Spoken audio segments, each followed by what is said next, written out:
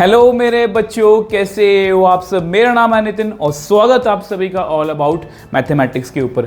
तो बच्चों, warrior series जो स्पेशली कंपार्टमेंट और इम्प्रूवमेंट के बच्चों के लिए है, उसमें आज की वीडियो में हम 2 नंबर के जितने भी इंपॉर्टेंट क्वेश्चन हैं, वो चाहे 26 में पूछे गए हैं, चाहे 25 में, 24 में या 23 में, वो सभी हम आज की वीडियो में डिस्कस करने वाले हैं। इससे पहले बच्चे हम सेम तरीके से MCQs कर चुके हैं, सेम तरीके से हम 5 नंबर के सभी इंपॉर्टेंट क्वेश्चन जो हैं वो कर चुके हैं। इन सभी वीडियोस का लिंक जो है बच्चे आपको नीचे डिस्क्रिप्शन बॉक्स में मिल जाएगा। और ट्रस्ट में बच्चे, अगर आप इस तरह से तैयारी करते हो, मतलब ये बेस्ट तरीका है, क्योंकि ऑब्वियस सी बात है, अगर आप मतलब कि वॉरियर सीरीज से, मतलब जो हमारी वॉरियर सीरीज से जुड़े हो, जो कि बिल्कुल यूट्यूब पर फ्री ऑफ कॉस्ट अवेलेबल है, मैंने जस्ट सबसे पहले बच्चों को मतलब कि क्या सिखाया कि हमें किस तरह से मोटिवेटेड रहना है, किस तरह से पॉजिटिव रहना है। जो भी सिचुएशन में हम फंसे हैं, सबसे पहले हमें इसको एक्सेप्ट करना है। उसके बाद मैंने धीरे धीरे आपको टारगेट्स देने स्टार्ट करे, जिसमें हमने NCERT वन शॉट करे हैं, 13 डेज प्रो सीरीज़ के बेस्ट क्वेश्चंस करे हैं। अब हमारा वो टाइम है जब हम पूरे सिलेबस में से, जैसे मैंने आपको बताया कि 2 नंबर के, 3 नंबर के, 5 नंबर के स्टडी, ये सभी वीडियोज़ जो हैं वो आने वाली हैं। और ट्रस्ट नहीं बच्चे, जैसा कि हमेशा बोलता हूँ कि पॉजिटिव एटीट्यूड के साथ अगर हम चलेंगे, अगर आप सिर्फ ये सोचते रहोगे कि शायद कोई शॉर्टकट मिल जाएगा या शायद हमें कहीं से कुछ मतलब कि ऐसे क्वेश्चंस मिल जाएंगे जो सिर्फ हम कुछ गिनती क्वेश्चंस कर लेंगे, हम पास हो जाएंगे, तो बच्चे ये आपका वहम है। और मैं आपको यही कहूँगा कि प्लीज़ ऐसे वहम में मत रहना। बस मेहनत, अगर आप मेहनत करते रहो, मतलब मेहनत करोगे, ट्रस्ट मी, मैं आपको यहाँ पर गाइड करने को रेडी हूँ और लास्ट तक खड़ा रहूँगा जब तक आपका कंपार्टमेंट का पेपर जो है वो कंप्लीट नहीं होता। बस आपको एक प्रॉमिस करना है कि यस सर, मैं मेहनत करने के लिए रेडी हूँ, तो जल्दी से कमेंट सेक्शन में लिख दो कि वी आर रेडी। और ट्रस्ट मी, इस बार हम कंपार्टमेंट या इंप्रूवमेंट में बहुत अच्छे मार्क्स जो हैं वो लेने वाले हैं। तो सबसे पहले बच्चे, बिना किसी देरी के एक अच्छे और पॉजिटिव मन से वीडियो को स्टार्ट करेंगे। तो मैं दिखाऊंगा क्वेश्चन का लेवल किस तरह का, ठीक है। सबसे पहले 26 के क्वेश्चन है। तो 26 के क्वेश्चन में सबसे पहला जो 2 नंबर का क्वेश्चन है वो ये है कि कंटिन्यूटी को हमें चेक करना है 3 पर। सबसे पहले हम क्या करेंगे, लेफ्ट हैंड लिमिट। और आपको पता है कि लेफ्ट हैंड लिमिट में हम क्या करते हैं, limit x approaches to 3 negative. 3 negative का मतलब है 3 को हम लेफ्ट साइड से अप्रोच कर रहे हैं। 3 नेगेटिव का मतलब ये रहा, मतलब 3 से कम। तो x माइनस 3 का मॉड नीचे कितना है, 2x माइनस 3। यहाँ पर हम h का कंसेप्ट यूज़ कर सकते हैं, limit h approaches to 0। x को क्या लिखेंगे, 3 माइनस h। x को क्या लिखेंगे, 3। वो x किसको अप्रोच कर रहा है, 3 से कम वाले नंबर को। तो x को क्या लिखा मैंने, 3 माइनस 3 से थोड़ा सा कम, माइनस 3 मॉड नीचे भी उसी तरह से 3 माइनस h माइनस 3। अब ये आपस में कट गया, ये भी आपस में कट गया, तो कितना आंसर आएगा, limit h approaches to 0, minus h का मॉड होगा प्लस h, नीचे है 2 ऑफ माइनस h। ये आपस में बच्चे कट गया, तो इसका आंसर आया -1/2। अब सेम तरीके से हम राइट हैंड लिमिट निकालने की कोशिश करेंगे। तो राइट हैंड लिमिट में क्या है, limit x approaches to 3 plus. अगर आपको ये समझ में आया तो ये भी समझ में आएगा, 3 प्लस का मतलब 3 से बड़ा। तो फंक्शन की वैल्यू है x माइनस 6 डिवाइड बाई 6। तो यहाँ पर आप h को लिख दो, क्या लिखोगे, x को 3 प्लस h, 3 से बड़ा नंबर, माइनस h बाई 6। अब इसको 0 अप्रोच करवाना, 3 माइनस 6 बाई 6, तो कितना आ गया, -3/6। तो कितना आ गया, -1/2। ये दोनों आपस में बराबर है। तो यहाँ पर आप ऐसा करो, f ऑफ 3 भी निकाल लो, एग्जैक्टली भी निकाल लो, f ऑफ 3। तो 3 माइनस 6 यहीं पर फिल करेंगे ना, क्योंकि यहाँ पर इज इक्वल टू का साइन है, ठीक है।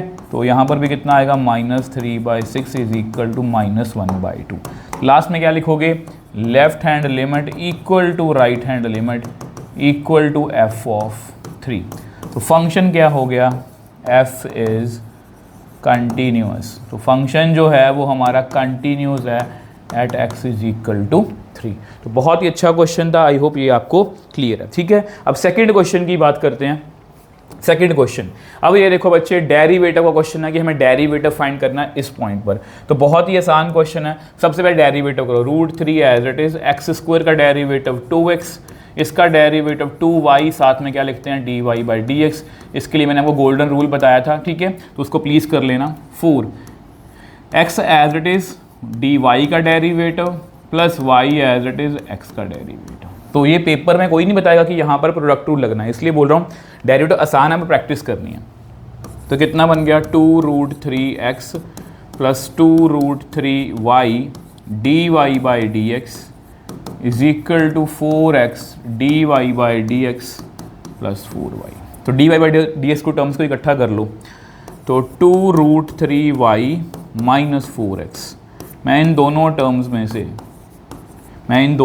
में से dy बाई डी एक्स को इकट्ठा करके कॉमन निकाल लिया, ठीक है। उधर कितना रह गया 4y माइनस 2√3x, ठीक है। अब हमें बेसिकली डेरिवेटिव की वैल्यू चाहिए dy बाई डी एक्स, तो कितना आएगा 4y minus 2√3x divide by 2√3y minus 4x।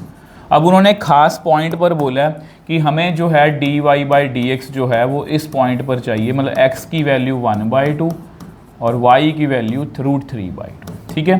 तो 4y की वैल्यू क्या फिल करेंगे √3/2 माइनस 2√3x, x की वैल्यू 1/2, 2√3y, y की वैल्यू है कितनी है √3/2 और माइनस 4x, x की वैल्यू है 1/2, ठीक है। तो यहाँ पर बच्चे कितना आएगा, ये कट हो सकता है, यहाँ पर 2 आया, ये भी कट हो सकता है, तो ऊपर आया बच्चे 2√3 माइनस √3।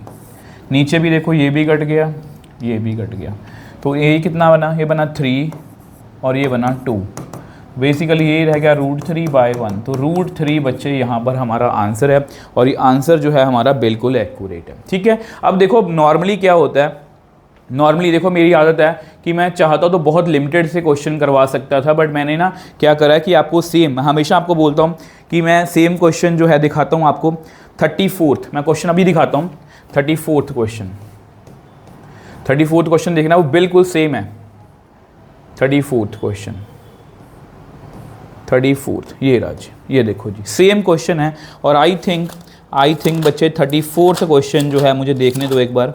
34th क्वेश्चन जो है वो 2024 में बच्चे पूछा गया, तो 2024 का बच्चे ये क्वेश्चन है, ठीक है। और ये सेम क्वेश्चन है, सेम क्वेश्चन नंबर कौन सा है हमारा, सेकंड क्वेश्चन नंबर से ये सेम है, ठीक है। रेफरेंस के लिए ये आपका होमवर्क है, और ये बच्चे आपका होमवर्क है, इसको खुद से कंप्लीट करना है, क्योंकि बच्चे खुद से कंप्लीट करोगे ना, ऐसे आपको आदत बनेगी कि यस सर ने हमें सेम क्वेश्चन में करवाया और उसके जैसा हमें होमवर्क दिया, ठीक है। अगर आप इसका आंसर जानना चाहते हो, आंसर आई थिंक इसका है -1, ठीक है।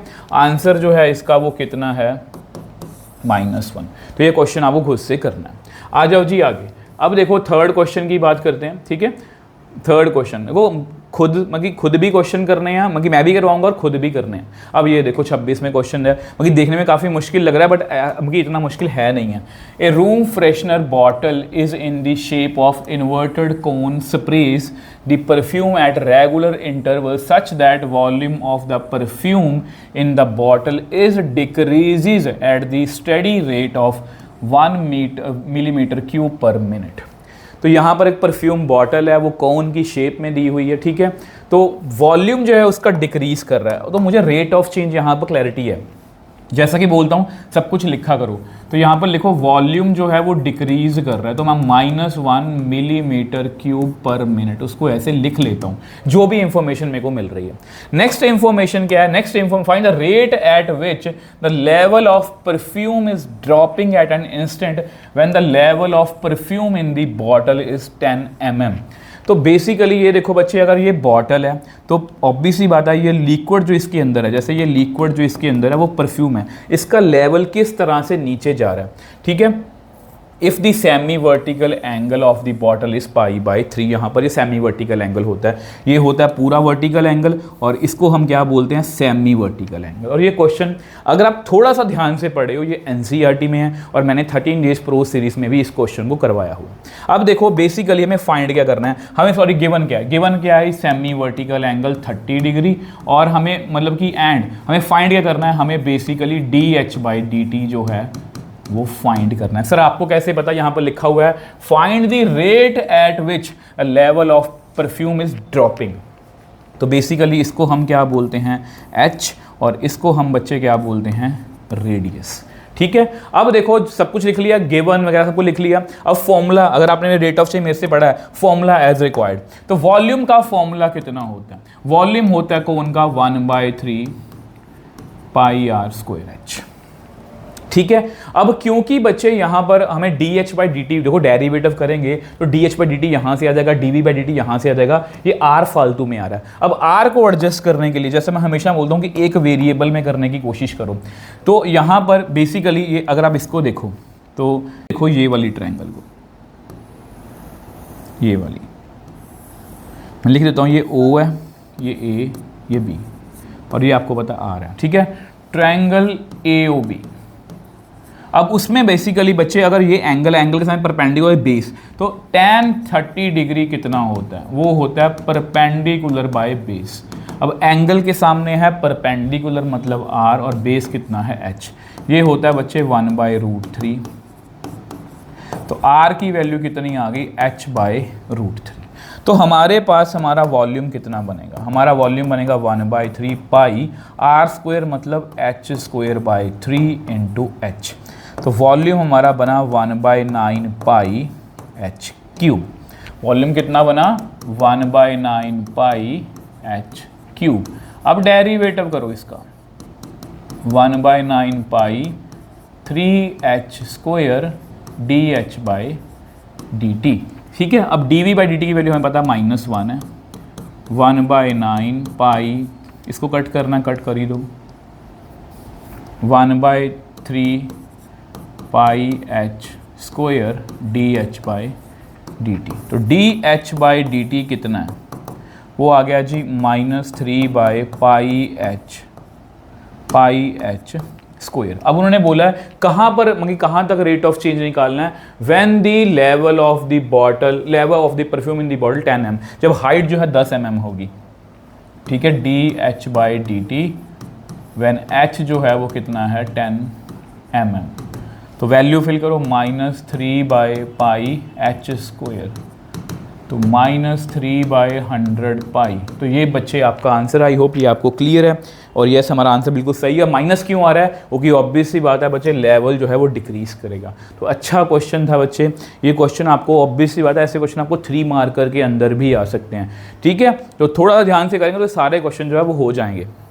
और जैसा कि बोला, ये क्वेश्चन सेम ऐसा मिलता है एनसीईआरटी में, मतलब अगर करे होंगे सेम क्वेश्चन तो आपको पेपर में मतलब ऐसे क्वेश्चन सॉल्व होंगे। Find the vector of the, अब ये क्वेश्चन में भी बच्चे ध्यान से पढ़ना इसको, find the vector of magnitude 14 in the direction QP where P and Q दिए हुए हैं। तो बेसिकली हमें एक वेक्टर निकालना है जिसकी डायरेक्शन क्या है QP। अब QP वेक्टर हमें निकालना आता है। QP देखो, अब इसके जैसा मैं सेम क्वेश्चन आपको दिखाता हूँ, तो सेम क्वेश्चन कौन सा है, सेम क्वेश्चन है 18th। मतलब ये क्वेश्चन जो है वो कंपैरेटिवली इजी है, बट अगर मैं 18th क्वेश्चन की बात करूँ वो थोड़ा सा उसमें एक और चीज़ है, इसलिए मैं पहले वो करवा रहा हूँ। 18th क्वेश्चन जो है बच्चे, 18th क्वेश्चन जो है आपको 2025 में पूछा गया। यस, 18th क्वेश्चन जो है ये आपको 2025 में पूछा गया। ये देखो जी, find a vector of magnitude. अब सिमिलैरिटी देखना, सिमिलैरिटी दिखाने के लिए मैंने क्वेश्चंस जो है यहाँ पर रखे हैं। Find a vector of magnitude 21 in the direction opposite of AB।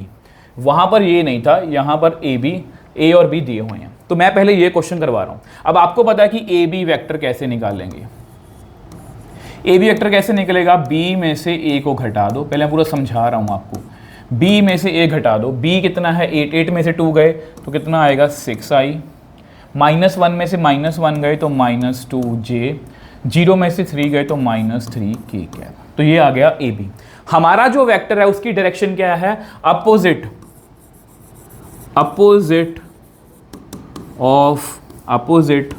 Of AB is BA। AB का अपोजिट क्या होगा, BA। तो BA वेक्टर कैसा होगा बच्चे, माइनस का डिफरेंस होगा इसमें, ये बनेगा -6i + 2j + 3k। अब हमें हमारा जो वेक्टर चाहिए वो इसकी डायरेक्शन में एक वेक्टर निकालना जिसका मैग्नीट्यूड कितना 21, जिसकी डायरेक्शन कितनी है अपोजिट ऑफ AB, ठीक है। अब हम क्या निकालेंगे, इसके साथ ही आप BA वेक्टर का मैग्नीट्यूड निकाल दो। आपको पता है डायरेक्शन निकालने के लिए हम यही करते हैं। कितना आएगा 36, 4 और 9, तो कितना बन गया 7 बन गया, ठीक है। तो required vector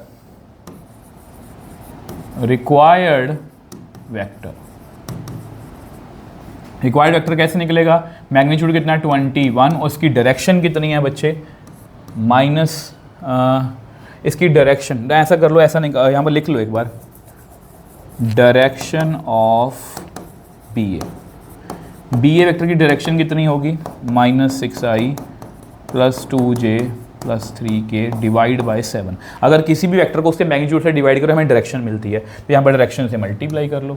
6i plus 2j plus 3k है कुछ नहीं है यार, सारे क्वेश्चन ये अगर आप ढंग से पढ़ोगे, तभी बोलता हूँ कि बेसिक क्लियर करो।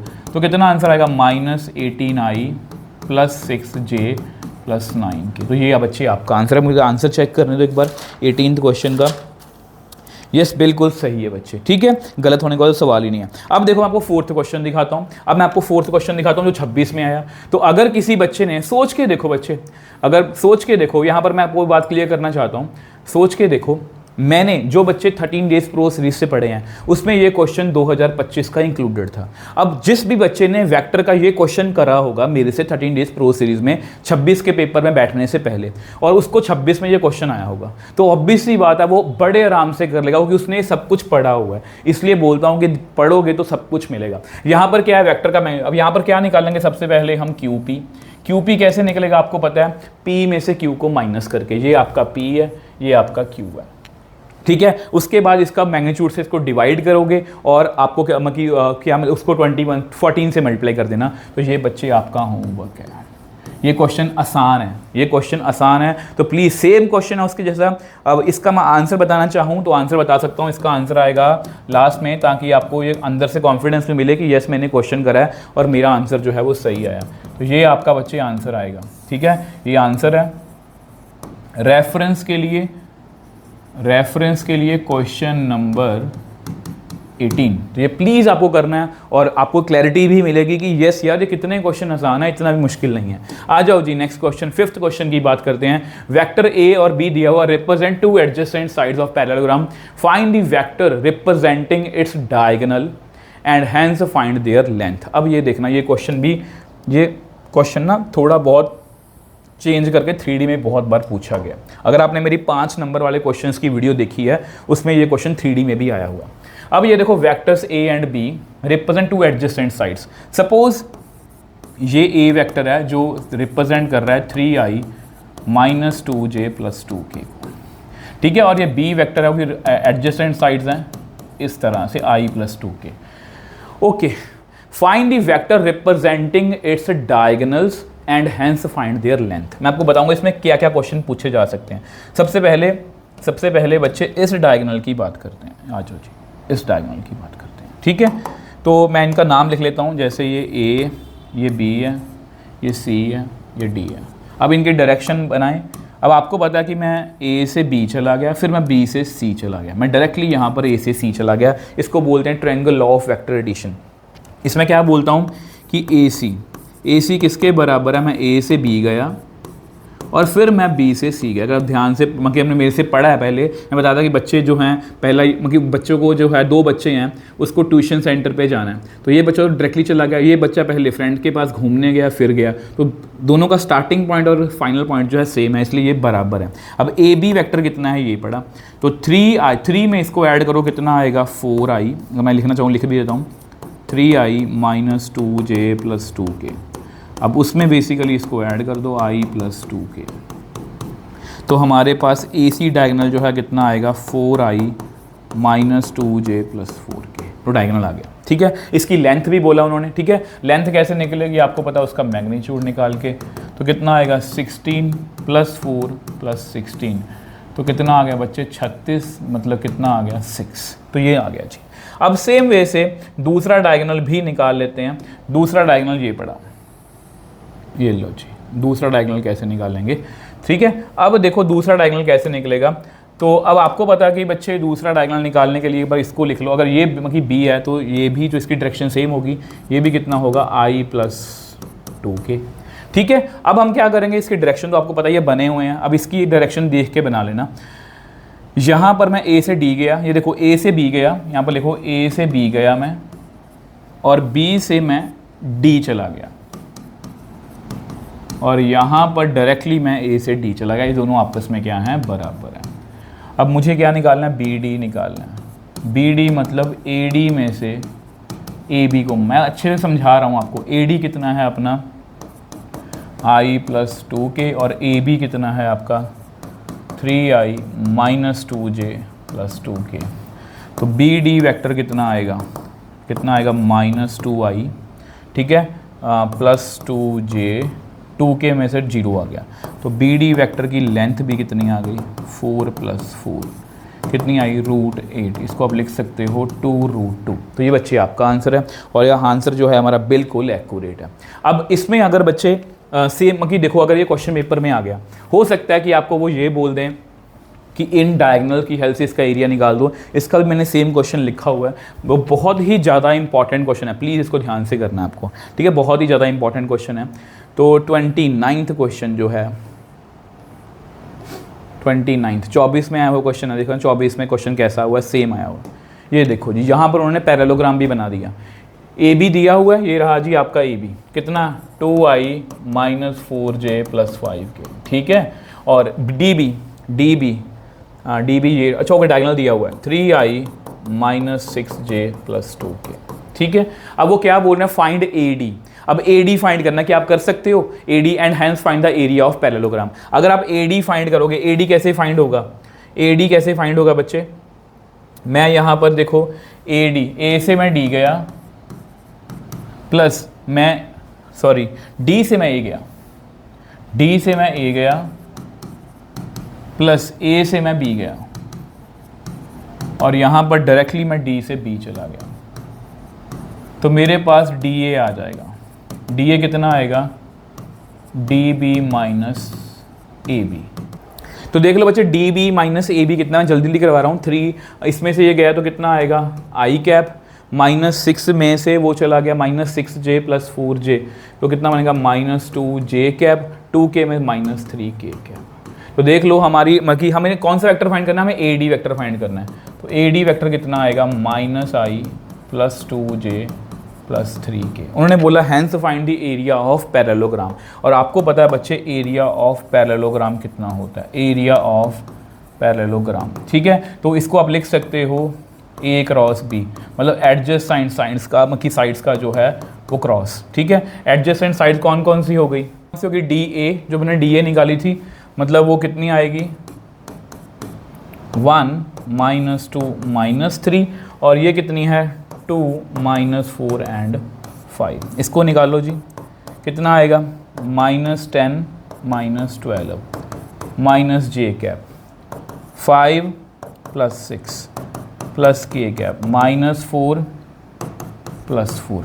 तो कितना बच्चे बन गया, यहाँ पर आया -22i कैप -11 j कैप। अब मुझे इसका मैग्नीट्यूड भी फाइंड करना है, एरिया ऑफ पैरेललोग्राम, ठीक है।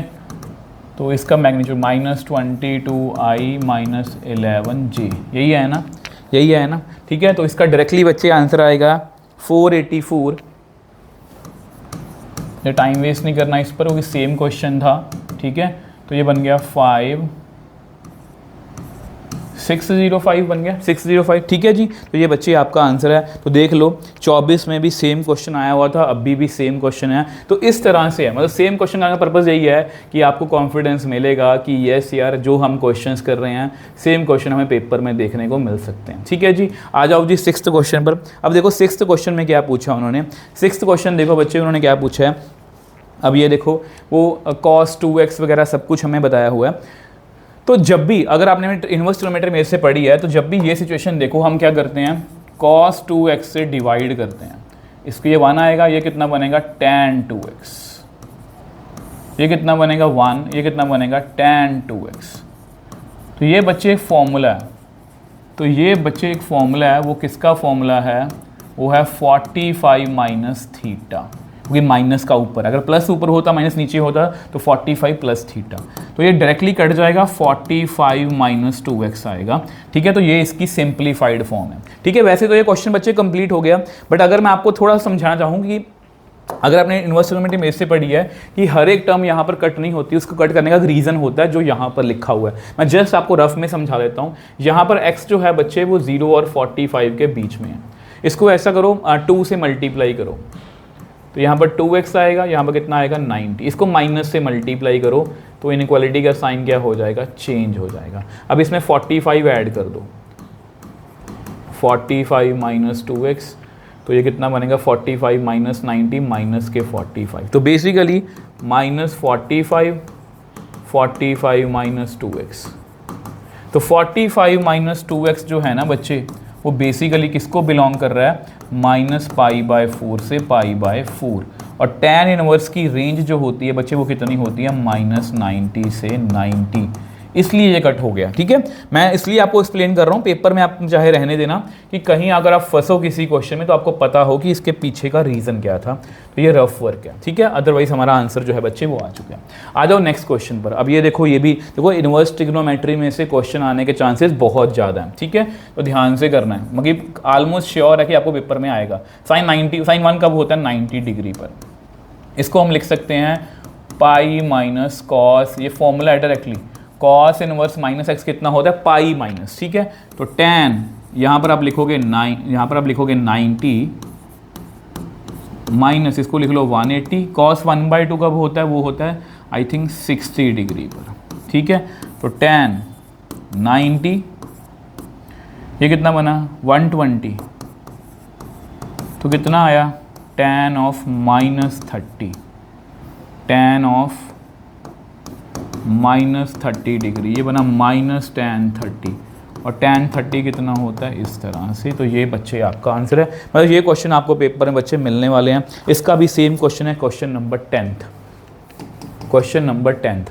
तो ये क्वेश्चन बच्चे आपका होमवर्क है, वो खुद से करना है, ये आपको आना चाहिए। सेम क्वेश्चन, वो क्वेश्चन कौन सा था, वो क्वेश्चन कौन सा हमने करा अभी, 7, सेम क्वेश्चन नंबर 7, ठीक है। तो ये बच्चे आपका होमवर्क है, ठीक है।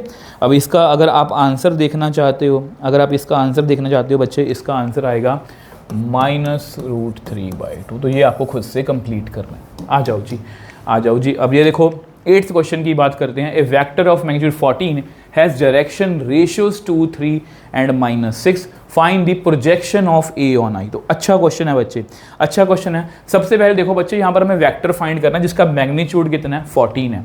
अब हमें डायरेक्शन रेशियोज दिए हुए हैं। अब डायरेक्शन रेशियोज जो हैं, डायरेक्शन रेशियोज से बच्चे हमें पहले डायरेक्शन, मतलब ऑब्वियस सी बात है बच्चे, ये डायरेक्शन रेशियोज हैं। तो ये एक वेक्टर है, अगर हम इसको, अगर ये वेक्टर है, अगर ये एक वेक्टर है तो बच्चे अगर हम इसको इसके मैग्नीट्यूड से डिवाइड कर दें, जो हमने अभी अभी करा है बच्चे, जैसे ये देखो, अगर मैंने यहीं पर क्वेश्चन करा था, नहीं आई थिंक वो आगे करा था हमने, इस क्वेश्चन में मैंने को बताने की कोशिश करी थी। इसमें अगर मैं QP को QP के मैग्नीट्यूड से डिवाइड करूंगा तब मुझे डायरेक्शन मिलेगी, ठीक है। अब सेम यहाँ पर है, सेम वही क्वेश्चन है। तो यहाँ पर है क्या, डायरेक्शन रेशियोज हमें दिए हुए हैं। डायरेक्शन रेशियोज कितने हैं, 2, 3 एंड -6, विच एम्प्लाइज, अगर मैं इसको नेम दे दूँ ऐसा करो, इसको नाम दे दो, एक वेक्टर का नाम कुछ भी दो, ये ए ऑन आई है ना, फाइंड वेक्टर ए, इसको बी वेक्टर नाम दे दो। तो बी वेक्टर कितना हुआ, 2i + 3j - 6k, ठीक है। बी वेक्टर का मैग्नीट्यूड निकाल लो, कितना आएगा, 4 + 9 + 36, तो ये कितना बनेगा, √49, तो ये कितना बनेगा, 7। तो बेसिकली हमारे पास बी वेक्टर की डायरेक्शन कितनी आ गई, बी वेक्टर को बी वेक्टर के मैग्नीट्यूड से डिवाइड कर दो, 2i + 3j - 6k / 7, ठीक है। अब हम क्या करेंगे, रिक्वायर्ड वेक्टर ए वेक्टर का मैग्नीट्यूड कितना है, 14। अब उसकी डायरेक्शन कितनी है, ये वाली है, 2i + 3j - 6k, ठीक है। सेम वही क्वेश्चन है, बस में एक चीज़ थी वो, इसलिए मैंने दोबारा से करवाया ये, 4i + 6j - 12k क्या, ठीक है। अब रिक्वायर्ड वेक्टर ए आ गया। अब हमें निकालनी है projection of A on I.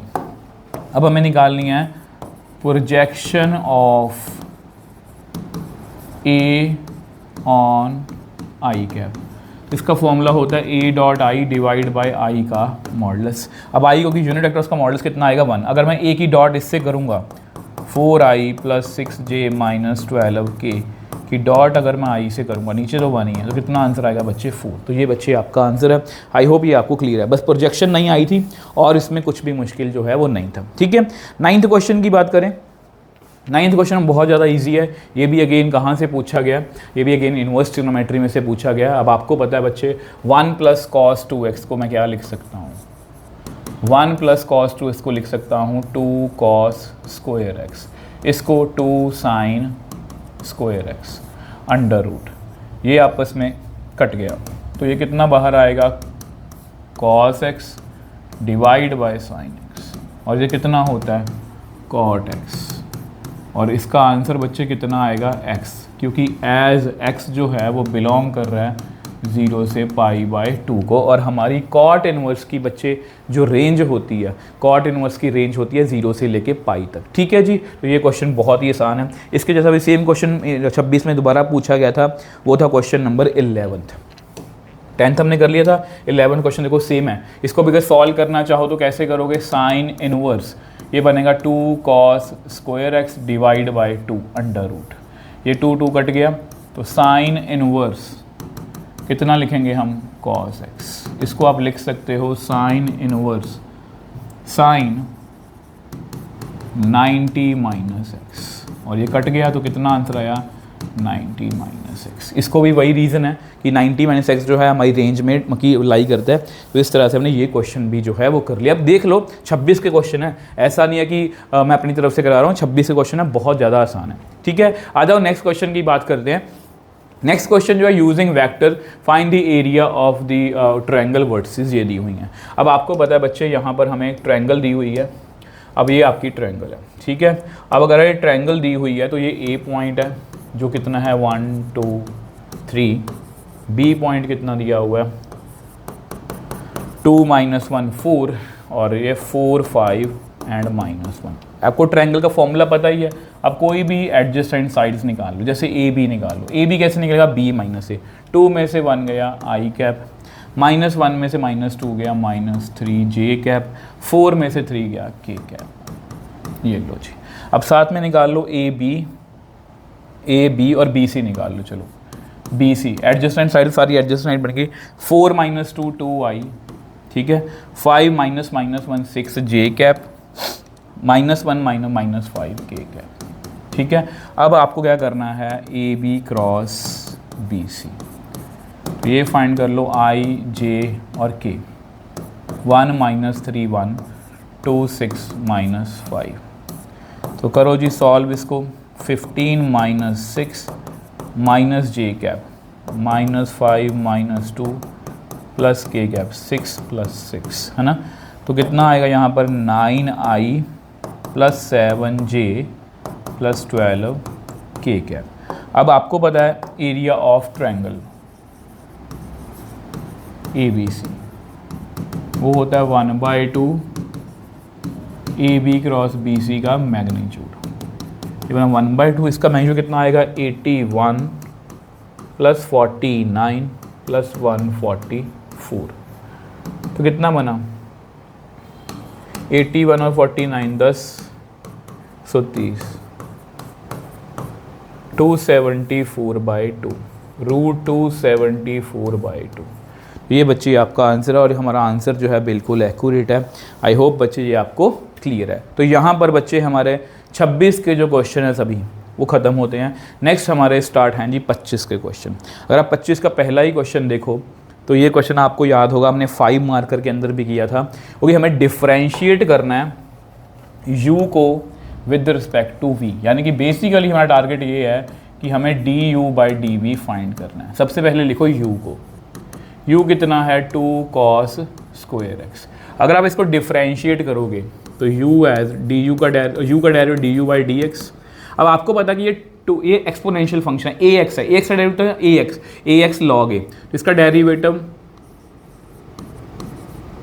a angle log a मतलब log 2, then derivative of angle, यहाँ पर अपना एंगल कितना होगी, इसका एंगल मैं इसको मानता हूँ cos स्क्वायर x। इसको सॉल्व करो, 2 cos स्क्वायर x log 2, यहाँ पर डायरेक्ट किसका होगा पहले सर जी पावर का, पावर पहले आगे आएगी, एक पावर कम होगी, then derivative of function. Function कौन है यहाँ पर कॉस एंगल का डेरिवेटिव होता है minus sine angle, then derivative of angle. Angle कितना है यहाँ पर x का derivative with respect to x 1। ये मेरे करने का तरीका है। तो ये बस आपका आंसर है du/dx का।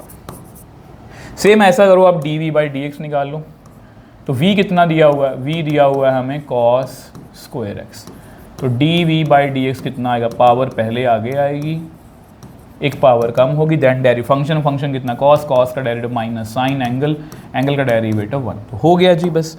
अब हमें क्या करना है d u by d v find करना है। तो यानी कि d u by d x को डिवाइड कर दो बच्चे d v by d x से। तो ये कितना आएगा 2 cos स्क्वायर एक्स log 2, ये कितना है 2 sin x cos x। इसका माइनस जो है वो आगे लिख दो। नीचे कितना आएगा 2 sin x cos x, इसका माइनस आगे लिख दो। ये माइनस और माइनस गए, ये पूरी स्टेटमेंट चलेगी। तो d u by d v की वैल्यू बच्चे कितनी आई 2 cos स्क्वायर एक्स log 2। तो ये बच्चे आपका आंसर है। आई होप ये आपको क्लियर है। ठीक है जी, चलें आगे बच्चे। नेक्स्ट क्वेश्चन जो है 14th क्वेश्चन है। Okay, tan inverse. ओके, अगर आप इसको ऐसे करें थोड़ा सा मुश्किल लगे, ये थोड़ा ट्रिकी क्वेश्चन है। इस क्वेश्चन को मैं अच्छे लेवल का मानता हूँ। अगर आप इसको डायरेक्टली डेरिवेटिव करने जाओगे थोड़ा ट्रिकी होगा, ये इसमें थोड़ा टाइम लगेगा, हमारा टाइम वेस्ट होगा। अगर आप टाइम वेस्ट होने से बचना चाहते हो तो आप इसको लिख सकते हो x square plus y square, इसको उधर ले जाओ तो ये बन जाएगा tan a स्क्वायर। अब आप कहोगे सर हमें कैसे पता लगेगा? बच्चे हमें पता लगेगा एक्सपीरियंस से, हमें पता लगेगा ऐसे क्वेश्चन प्रैक्टिस करके। अगर मैं सेम क्वेश्चन साइन से डाल दूं अब आपको, तो ऑब्वियसली बात अगर आपने ये करा हुआ है तो आपको वो क्वेश्चन भी समझ में आएगा। अब इसका डेरिवेटिव 2x, इसका derivative 2y dy by dx। अब इसका डेरिवेटिव की a तो कांस्टेंट है बच्चे, इसका डेरिवेटिव कितना होगा 0। ठीक है, अगर समझना भी चाहते हो देख लो, इसका डेरिवेटिव कितना होता है secant square angle then derivative of angle. यहाँ पर एंगल है ए स्क्वायर, एंगल है ए स्क्वायर। ए स्क्वायर एक कांस्टेंट है, ए इसका डेरिवेटिव कितना होगा 0, 0 समथिंग 0 ही आएगा। ठीक है, तो यहाँ पर d y by d x, देखो कितना आसान क्वेश्चन बन गया ये, माइनस के 2x। तो ये 2 और 2 कट गए, तो d y by d x की वैल्यू बच्चे कितनी आई माइनस एक्स बाई वाई। तो ये बच्चे आपका आंसर है। ठीक है, तो कुछ भी मुश्किल नहीं था। आ जाओ नेक्स्ट क्वेश्चन की बात करते हैं। नेक्स्ट क्वेश्चन है 15th। डायगोनल्स हमें दिए हुए हैं बच्चे पैरेललोग्राम के। ठीक है, डायगोनल्स हमें दिए हुए हैं, find the area of parallel. ये बहुत ज़्यादा आसान है। अब आपको पता है कि एरिया ऑफ पैरेललोग्राम, हमने ऐसा क्वेश्चन करा है बच्चे, ये होता है फॉर्मूला इसका D1 क्रॉस D2, मतलब इसमें आप लिख सकते हो 1/2 A क्रॉस B। अब इसमें है कुछ नहीं है, तो ये आपका होमवर्क है, ये आपको खुद से करना है। वही सेम क्वेश्चन हमने अभी करा है, और इसका आंसर मैं बता देता हूँ। इसका बच्चे आंसर आएगा, √62/2। मैं फिर बोल रहा हूँ, ये नहीं है कि सर ने होमवर्क दे दिया, ये हमें आता है, हमें नहीं करना। आपको एक बार करके देखना है। इससे आप जब क्रॉस करोगे ना तो आपको बहुत एक बार खुद से कर लोगे क्रॉस की कैसे करनी है, तो आपको अच्छे से समझ में आ जाएगा। नेक्स्ट क्वेश्चन है find the intervals in which the function. ये बहुत ही पॉपुलर क्वेश्चन है 2 नंबर के लिए। इंक्रीजिंग डिक्रीजिंग के लिए सबसे पहले हम क्या करेंगे, इसका डेरिवेटिव। आपको पता है, आपने अगर मेरी ट्रिक्स पर वीडियो देखी है, मैंने हर एक क्वेश्चन को एक ही तरीके से करवाया है एप्लीकेशन ऑफ डेरिवेटिव का। 3/2 पावर आगे आएगी, एक पावर कम हो जाएगी -3। 5/2 पावर आगे आएगी, एक पावर कम हो जाएगी, इस तरह से। ठीक है, तो मेरे पास कितना बना 15/2 x की पावर 1/2, 15/2 x की पावर 3/2। अब हमें क्या करना है, ऑब्वियसली बात है, critical point is equal to 0। तो यहाँ से 15/2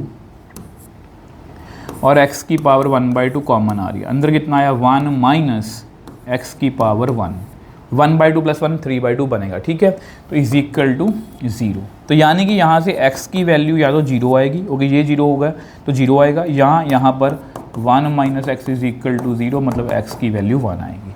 तो हमारे पास 2 क्रिटिकल पॉइंट आ गए। अब बच्चे उसको बनाओ नंबर लाइन पे। तो ये आपकी नंबर लाइन है। ठीक है, ये आपकी नंबर लाइन है, और नंबर लाइन जो है डेरिवेटिव की वैल्यू आपके सामने पड़ी है। डेरिवेटिव भी लिख ही लो।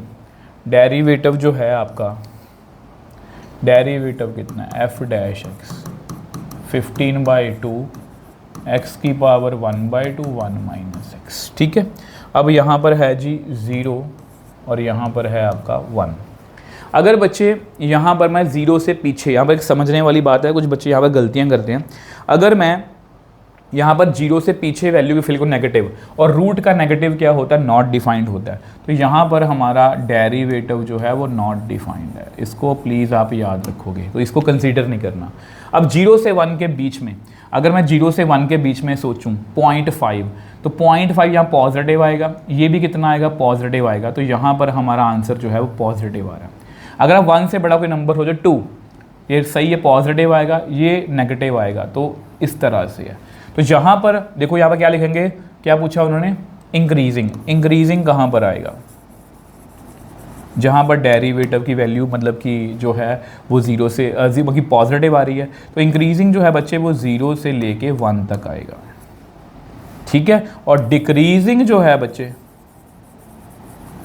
डिक्रीजिंग जो है वो 1 से लेके इन्फिनिटी तक आएगा। तो ये आपका आंसर है। और कुछ बच्चे यहाँ पर जो है बच्चे वो ये लिख देते हैं कि इसमें कई बार वो इसको भी इंक्लूड करते हैं, तो आपको लिखना है कि यहाँ पर नॉट डिफाइंड है, क्यों है वो मैंने आपको बता दिया।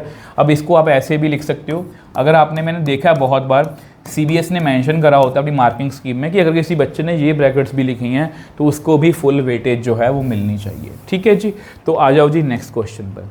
17th क्वेश्चन की बात करते हैं, ध्यान से पढ़ना है इस क्वेश्चन को, स्टेटमेंट काफ़ी बड़ी है, क्वेश्चन इतना मुश्किल नहीं है। 2 friends while flying kites from different locations find the strings of their kites crossing each other. The strings can be represented by vectors this and this. Determine the angle formed by the kite strings. Assume that there is no slack in the string. मतलब यार 2 strings हैं, इस तरह से बच्चे जो है वो काइट उड़ा रहे हैं इस तरह से, ठीक है, और इस तरह से वो आपस में मतलब कट कर रही हैं, आपस में हवा में उलझी हुई हैं। तो यहाँ पर वो ये बोल रहा है कि इसमें कोई भी वो नहीं है, मगर ऐसा ढील नहीं है, सीधी एक लाइन बनी हुई है, ये भी एक लाइन बनी। तो बेसिकली हमें वेक्टर्स के बीच में एंगल पता करना है, और एंगल बिटवीन 2 वेक्टर्स कैसे निकालते हैं आपको पता है, cos theta is equal to a dot B divide by a modulus b modulus. तो क्वेश्चन देख लो कितना आसान है, डॉट करना है इसको, 3 2 6 -2 प्लस 8 प्लस कितना आएगा 8 प्लस 8 डिवाइड बाई ए का मैंने कितना आएगा 9 प्लस 1 प्लस 4, बी का मैंने कितना आएगा 4 प्लस 4 प्लस 16। तो ये बन गया 6 में से 2 गए 4 और ऊपर का गया 12, नीचे कितना आएगा √14, ये कितना बनेगा 24, ठीक है। तो 24 को बच्चे मैं लिखना चाहूँ तो मैं लिख सकता हूँ 4 × 6, इसको लिख सकता हूँ 2 × 2, 2 × 3, तो मैं इसको लिख सकता हूँ 2√6, है ना, 2√6, ये आपस में कट गया। इसको आप जितना सॉल्व करना चाहते हो कर सकते हो, अपनी मर्जी है आपकी, यहाँ पर भी छोड़ सकते हो। तो मैं इसको पूरा सॉल्व कर रहा हूँ ताकि कई बार अगर प्रूव दैट वाला क्वेश्चन हो, जैसे ऊपर मैं लिख सकता हूँ √6 × √6, यहाँ पर भी कितना लिखा हुआ है √14 × √6, ये भी आपस में कट गया। इसको मैं एक ही रूट में लिख सकता हूँ, ये भी कट गया, 2 3 2 7, तो ये आ गया √3/7। तो विच एम्प्लाइज थीटा कितना आ गया। मैंने इसको इस हिसाब से करवाया कि कहीं पर आपको ये ना लगे कि प्रूव दैट वाले क्वेश्चन में दिक्कत आए, तो इस तरह से ये बच्चे हमारा कंप्लीट आंसर है। आई होप ये आपको क्लियर है। आ जाओ बच्चे नेक्स्ट क्वेश्चन की बात करते हैं। नेक्स्ट क्वेश्चन कौन सा है, 18th। ओके 18th क्वेश्चन जो बच्चे ऑलरेडी हम कर चुके हैं। 19th क्वेश्चन, अब ये बहुत ही ज़्यादा इंपॉर्टेंट है, ये आपको MCQs में भी आ सकता है। शायद आपने अगर MCQs वीडियो देखी है तो उसमें भी ये क्वेश्चन इंक्लूडेड है। Find the value away for which this function, मतलब ये वाला क्वेश्चन है मतलब इसके जैसा, वो द फंक्शन जो है इंक्रीजिंग है। अगर फंक्शन इंक्रीजिंग है बच्चे, सबसे पहले इसका डेरिवेटिव करो। डेरिवेटिव इसका कितना आएगा 2x - 2a। अब इंक्रीजिंग के लिए ये वैल्यू जो है बच्चे ऑब्वियस सी बात है 0 या 0 से बड़ी होनी चाहिए। और यहाँ पर एक बात लिखी हुई है, वी नो x जो है इसको करने का मेरा एक ही तरीका होता है, x जो है 0 से बड़ा है, यहाँ पर लिखा हुआ है, तो हमें ये बनाना है यहाँ पर, ठीक है। तो यहाँ पर इसको 2 से मल्टीप्लाई कर लो, कोई फ़र्क नहीं पड़ेगा। 2a को दोनों तरफ सब्ट्रैक्ट कर दो, ये इतना आएगा, ठीक है। अब अगर मैं इन दोनों को कंपेयर करूँ, 2x - 2a greater than equal to 0, और यहाँ पर लिखा हुआ है 2x - 2a greater than -2a। इसका मतलब विच एम्प्लाइज, अगर मैं दोनों को कंपेयर करूं, अगर हम इन दोनों को बच्चे कंपेयर करें कि -2a की वैल्यू जो है ना बच्चे, वो 0 या 0 से बड़ी होनी चाहिए, ठीक है। ओके देखो यहाँ पर अगर इन दोनों को कंपेयर करें, इसकी वैल्यू जो है 0 0 से बड़ी है, इसकी वैल्यू -2a से बड़ी है, इसका मतलब -2a जो है वो या तो 0 के बराबर होगा या 0 से बड़ा होगा। तो a की वैल्यू कितनी आएगी, ग्रेटर देन, सॉरी -2 से हमें डिवाइड करना है, इसका ध्यान रखना। तो इनइक्वालिटी का साइन क्या होगा, चेंज। तो यानी कि ए की वैल्यू जो है बच्चे वो इस तरह से, और ये आपको MCQ आ सकता है। आई होप ये आपको क्लियर है। बहुत ध्यान से करना है, टाइम हमें बहुत कम लगा है बट इसमें बहुत ही ध्यान से इस क्वेश्चन को हमें समझना। ठीक है जी, चलें जी नेक्स्ट क्वेश्चन पर। नेक्स्ट क्वेश्चन पर आ जाओ 20th क्वेश्चन। ठीक है, इसके जैसे सेम क्वेश्चन है कोई? यस है तो है, बट वो थोड़ा डिफरेंट है, उसको अलग तरीके से करेंगे जैसे ये क्वेश्चन। अब जैसा कि मैंने आपको अभी आज की वीडियो में समझाया था कि बच्चे ऐसा ना हो कि अब इसको कट करो, इसका आंसर 3π/5 लिखाओ, ये भी आपको MCQ में आ सकता है। आपको सबसे पहले चेक करना है π/5 है कितना, इंटू 3 इंटू 180/5, तो ये बनेगा बच्चे 5 3 15, कितना बच गया 3 5 6 तो 36 को, यानी कि इसको 108 आएगा। तो यानी कि यहाँ पर ना ये वैल्यू है। बहुत से बच्चे इसी चीज़ में उलझ के रह जाते हैं। तो अगर आपने मेरा हीरो हीरोइन वाला कंसेप्ट पढ़ा है, जो कि मैंने आपको इन्वर्स ट्रिग्नोमेट्री में बताया था, हीरो हीरोइन का कंसेप्ट, तो वो यहाँ पर आपको काम आएगा। उस हीरो हीरोइन वाले कंसेप्ट में क्या है कि ये हमारा हीरो है, ठीक है, और ये हमारी हीरोइन है, और ये क्या है, विलन। अगर हीरो को अपनी हीरोइन को बचाना है तो आपको पता है यहाँ पर वो बोलेगा कि मेरी कुछ शर्तें हैं। अब शर्तें, हमारे हीरो की शर्तें क्या है, रेंज ऑफ साइन इनवर्स वो कितनी होती है, range of sine inverse x is -90 से, या ऐसा करो इसको ऐसे लिखो, -90 से 90 तक। और आपको पता है कि 108 जो है हमारी रेंज से, यहाँ पर लिख लो 108 डज नॉट बिलोंग टू -90 से 90, मतलब हीरो हीरोइन जो है हमारी शर्तें नहीं मान रही, तो मनवाना पड़ेगा। अब मनवाने के लिए हम क्या करेंगे, हम लिखेंगे साइन इनवर्स, कुछ तो एफर्ट करने पड़ेंगे। हम यहाँ पर इसको लिख लेते हैं 180 - 72 डिग्री। अब साइन 180 वो, इसको मैंने सही लिखा है, 180 पे क्या होता है, नो चेंज, साइन का साइन ही रहेगा, और सेकंड क्वाड्रेंट है, साइन पॉजिटिव होगा, साइन 72 आ गया। अब साइन 72 जो है इसका आंसर बच्चे कितना आएगा, 72, क्योंकि 72 जो है वो हमारी शर्तें मान रहा है, और अगर हमारी शर्तें मान रहा है तो इसका 72 आंसर है। इसको आप ऐसे भी लिख सकते हो 2π/5, ये आपका आंसर है, और ये one of the most important question. ठीक है, चलें बच्चे आगे, चलें जी आगे, आ जाओ जी नेक्स्ट 21 क्वेश्चन जो है वो देखो ये वाला, ये भी बहुत ध्यान से करना है, ये आपको 3 नंबर के अंदर भी आ सकता है। Find the value of which for which this function is decreasing. अब देखो इसमें पहले डेरिवेटिव करेंगे, डेरिवेटिव कर लो। जैसे ही हमने डेरिवेटिव करा तो कितना आया, √3 cos x, उसके बाद माइनस cos x का डेरिवेटिव कितना होगा, sin x minus sin x, तो बनेगा plus sin x -2a, b का डेरिवेटिव 0। अब क्योंकि ये फंक्शन जो है डिक्रीजिंग है तो इसकी वैल्यू 0 या 0 से कम होनी चाहिए। ठीक है, उस क्वेश्चन में भी सेम करा था, ये देखो उस क्वेश्चन में भी सेम करा था। ठीक है, अब यहाँ पर प्रॉब्लम ये थी, मगर यहाँ पर इजी बात ये थी, चलो ये तो मैंने लिख लिया, यहाँ पर ये गिवन था कि x की वैल्यू 0 से बड़ी है, तो मैंने यहीं से क्वेश्चन स्टार्ट कर लिया। अब यहाँ पर ऐसा कुछ नहीं है, यहाँ पर ऐसा कुछ नहीं है, तो हम यहाँ पर क्या करेंगे, देखो अगर यहाँ पर सिर्फ sin x होता तो मैं बोलता कि sin x की वैल्यू -1 और 1 के बीच में है, तो मैं इसको आंसर निकाल देता। बट क्योंकि यहाँ पर साइन और कॉस दोनों हैं तो एडजस्टमेंट करनी पड़ेगी। कैसे करनी पड़ेगी, अगर मैं इसको 2 से डिवाइड कर दूं, ये देखो 2 से डिवाइड क्यों करा, ये कंसेप्ट ना हमें आगे जाके इंटीग्रेशन, डेरिवेटिव सब जगह काम आने वाला है। 2 से डिवाइड तो कर सकता हूँ, ये क्यों करा है, क्योंकि इसको मैं बच्चे लिख सकता हूँ साइन 60 cos x, इसको मैं लिख सकता हूँ cos 60 sin x -a < 0। तो बेसिकली ये कितना बन गया, sin a + b -a < 0। मैं यहाँ पर पहुँच गया, मैं यहाँ पर बच्चे पहुँच गया। ठीक है, यहाँ तक आपको समझ में आ गया। अब हम क्या कहेंगे, अब हम करेंगे जैसे मैंने बोला कि अगर साइन होता अकेला, वी नो साइन कुछ भी हो, जो साइन अपना कितना यहाँ पर 60 + x, उसकी वैल्यू हमेशा 1 और -1 के बीच में होती है। अगर -1 और 1 के बीच में होती है तो अब ऐसा करो, दोनों तरफ -a कर दो, ताकि मैं इन दोनों को आपस में कंपेयर कर पाऊँ।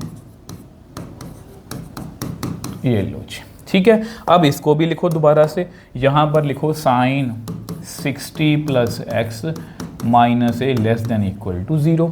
अगर मैं दोनों को कंपेयर करूँगा, ये वाली वैल्यू जो है वो ये वाली वैल्यू जो है वो 0 से कम है, ये वाली वैल्यू जो 1 माइनस ए से कम है, इसका मतलब 1 माइनस ए जो है वो 0 से कम होगा। इसका मतलब a greater than equal to 1, मतलब a जो है वो 1 से बड़ा होगा, विच एम्प्लाइज a किसको बिलोंग कर रहा है 1 से लेके इन्फिनिटी तक, और ये one of the important question है। ठीक है बच्चे, समझ में आया आपको? ठीक है, आ जाओ जी नेक्स्ट क्वेश्चन पर। नेक्स्ट क्वेश्चन जो है वो भी बहुत ही ज़्यादा, अगर आप देखोगे तो 25 में बहुत ज़्यादा अच्छे लेवल के क्वेश्चन पूछे गए हैं। ठीक है, कंपैरेटिव आप इस वीडियो में देख रहे हो। अब ये देखो, ये बहुत ज़्यादा अच्छा क्वेश्चन में गलती करते हैं बच्चे, मैं बताऊंगा कैसे। सबसे पहले इसको सॉल्व करना है। देखो इनवर्स ट्रिग्नोमेट्री अगर आप क्वेश्चन देखो, अभी कंपेयर करो, 26 में क्वेश्चन जो है इनवर्स ट्रिग्नोमेट्री के आसान थे, बट 25 में जो है थोड़े से मुश्किल लग रहे हैं। यहाँ पर देखो 2 tan इनवर्स एक्स, और ये बच्चे डायरेक्टली फॉर्मूला है sine inverse 2x upon 1 plus x का फॉर्मूला होता है 2 tan inverse x. Please formula सारे पढ़ सकते हो, यहाँ आप फॉर्मूला शीट जो है टेलीग्राम चैनल पर जाके डाउनलोड कर सकते हो। तो यहाँ पर बनेगा 4 tan inverse x is equal to 4√3, ये कट गया। तो यहाँ पर कुछ बच्चे जो हैं गलती कर देते हैं कि शायद वो अपना आंसर जो है वो लिख आते हैं कि 60 डिग्री है। यहाँ पर ये गलत है, यहाँ पर ये गलत है, उनको कंफ्यूजन होती है जो बच्चे अच्छे से नहीं पढ़ते। कैसे, मैं आपको बताता हूँ। आपको ये पता होना चाहिए, we know tan inverse x की रेंज कितनी होती है। tan इनवर्स एक्स की रेंज होती है बच्चे -π/2 से, मैं बहुत अच्छी चीज़ समझाने वाला हूँ आपको यहाँ पर, जो आपको नॉर्मली बुक्स में नहीं मिलेगी। -π/2 से π/2। अब देखो 90 से 90 क्यों लिखा, -90 से 90 क्यों लिखा, वो डिग्री में, ये रेडियन में। रेडियन का फायदा क्या है, रेडियन का मतलब ये होता है, रेडियन का मतलब ये होता है, इसका मतलब है -3.14 डिवाइड बाई 2, 3.1, मतलब रियल नंबर सिस्टम है। यानी कि tan इनवर्स एक्स अगर इसको मैं सॉल्व करूँ ना डिवाइड बाई 2, ये पता कितना आएगा, ये आई थिंक आएगा -1.57। और अगर आप इसको देखोगे tan inverse x is equal to 1.732, तो यहाँ पर आप क्या लिखोगे, बट 1.732 जो है बच्चे, ऑब्वियस सी बात है, आप मेरे को बताओ क्या वो इसके बीच में होगा, वो तो इससे बड़ा है, इसका मतलब ये इसके बीच में नहीं होगा। अगर वो इसके बीच में नहीं है तो इसका आंसर कितना आएगा बच्चे, नो सॉल्यूशन। तो बहुत ही ज़्यादा अच्छे लेवल का क्वेश्चन है, प्लीज़ बच्चे आपको इसको प्रैक्टिस करना है। ठीक है, आई होप इसको मैं समझा पाया हूँ। आ जाओ नेक्स्ट क्वेश्चन की बात करते हैं। नेक्स्ट क्वेश्चन जो है ऑब्वियसली बात है, यहाँ से 2024 के जो है बच्चे वो क्वेश्चन स्टार्ट हैं। नेक्स्ट क्वेश्चन की बात करें, नेक्स्ट क्वेश्चन देखो, यहाँ पर एक फंक्शन 24 के क्वेश्चन स्टार्ट हो गए हैं। x² mod x is differentiable at x is equal to 0 और नॉट। इसके जैसा सेम क्वेश्चन भी दिखाऊंगा। सबसे पहले जैसे ही बच्चे आपने मॉड फंक्शन देखा तो अब इसको ऐसे लिखो, x² mod x। आपको पता है मॉड x जो है उसके दो आंसर होते हैं, एक होता है उसका +x अगर x 0 या 0 से बड़ा है, और एक होता है -x अगर x 0 से छोटा है। ठीक है, तो ये बेसिकली कितना बन गया, ये फंक्शन जो है हमारा वो बेसिकली कितना बन गया, ये बन गया x³ अगर x 0 या 0 से बड़ा है, -x³ अगर x 0 से छोटा है। अब हमें डिफरेंशिएबिलिटी चेक करनी है, तो सबसे पहले ऐसा करो, लेफ्ट हैंड डेरिवेटिव चेक करो। लेफ्ट हैंड डेरिवेटिव चेक करते हैं, उसका फॉर्मूला क्या होता है, limit h approaches to 0 f of, किस पर चेक करना, 0 पर, 0 -h minus f of 0 upon -h। इसको बहुत ध्यान से करना है, अब जो वैल्यू फिल करने वाला हूँ। देखो ये fx की वैल्यूज है, 2 है। यहाँ पर क्या लिखा हुआ है, f के अंदर क्या है, 0 -h, मतलब 0 से कम नंबर है। जब भी x की वैल्यू 0 से कम होती है तो फंक्शन की वैल्यू कितनी है, -x³। तो यानी कि यहाँ पर हम क्या लिखेंगे, 0 -h का होल क्यूब। बहुत से बच्चे समझ नहीं पाते। देखो अगर x जो है, सॉरी, अगर x 0 से कम है तो हमारे फंक्शन की वैल्यू है -x³। और अगर मैं यहाँ पर 1 फिल करूँ, सपोज सॉरी -1 फिल करूँ, तो मैं कितना लिखूंगा, -1 का क्यूब। -2 फिल करूँ, -2 का क्यूब। अगर मैं यहाँ पर 0 -h फिल करूँगा तो कितना आएगा, 0 -h का होल क्यूब, यहाँ माइनस आएगा। इस तरह से करना है। ठीक है जी, तो यहाँ पर ये लिख लिया। अब इसके बाद क्या है, f ऑफ 0। अब एफ ऑफ जीरो यहां पर देखो इज इक्वल टू जीरो लिखा हुआ है, तो कितना आएगा जीरो का cube divide by minus H.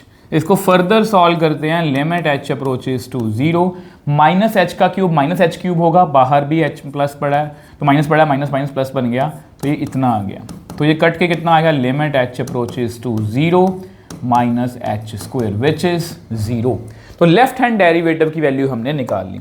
Same way से राइट हैंड डेरिवेटिव भी चेक करो।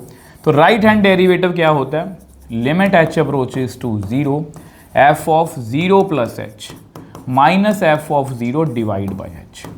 अब जीरो प्लस एच मतलब जीरो से बड़ा, जब एक्स जीरो से बड़ा कब होता है, ये बड़ा एक्स जीरो से बड़ा, तो कितना आंसर आएगा जीरो, जीरो प्लस एच का होल क्यूब माइनस जीरो ही आएगा डिवाइड बाई एच। तो limit h approaches to zero h cube by h, ये आपस में बच्चे कट जाएगा, तो limit h approaches to zero h square is equal to zero. तो यहाँ पर हम बोल सकते हैं बच्चे कि left hand derivative is equal to right hand derivative, therefore f x is differentiable.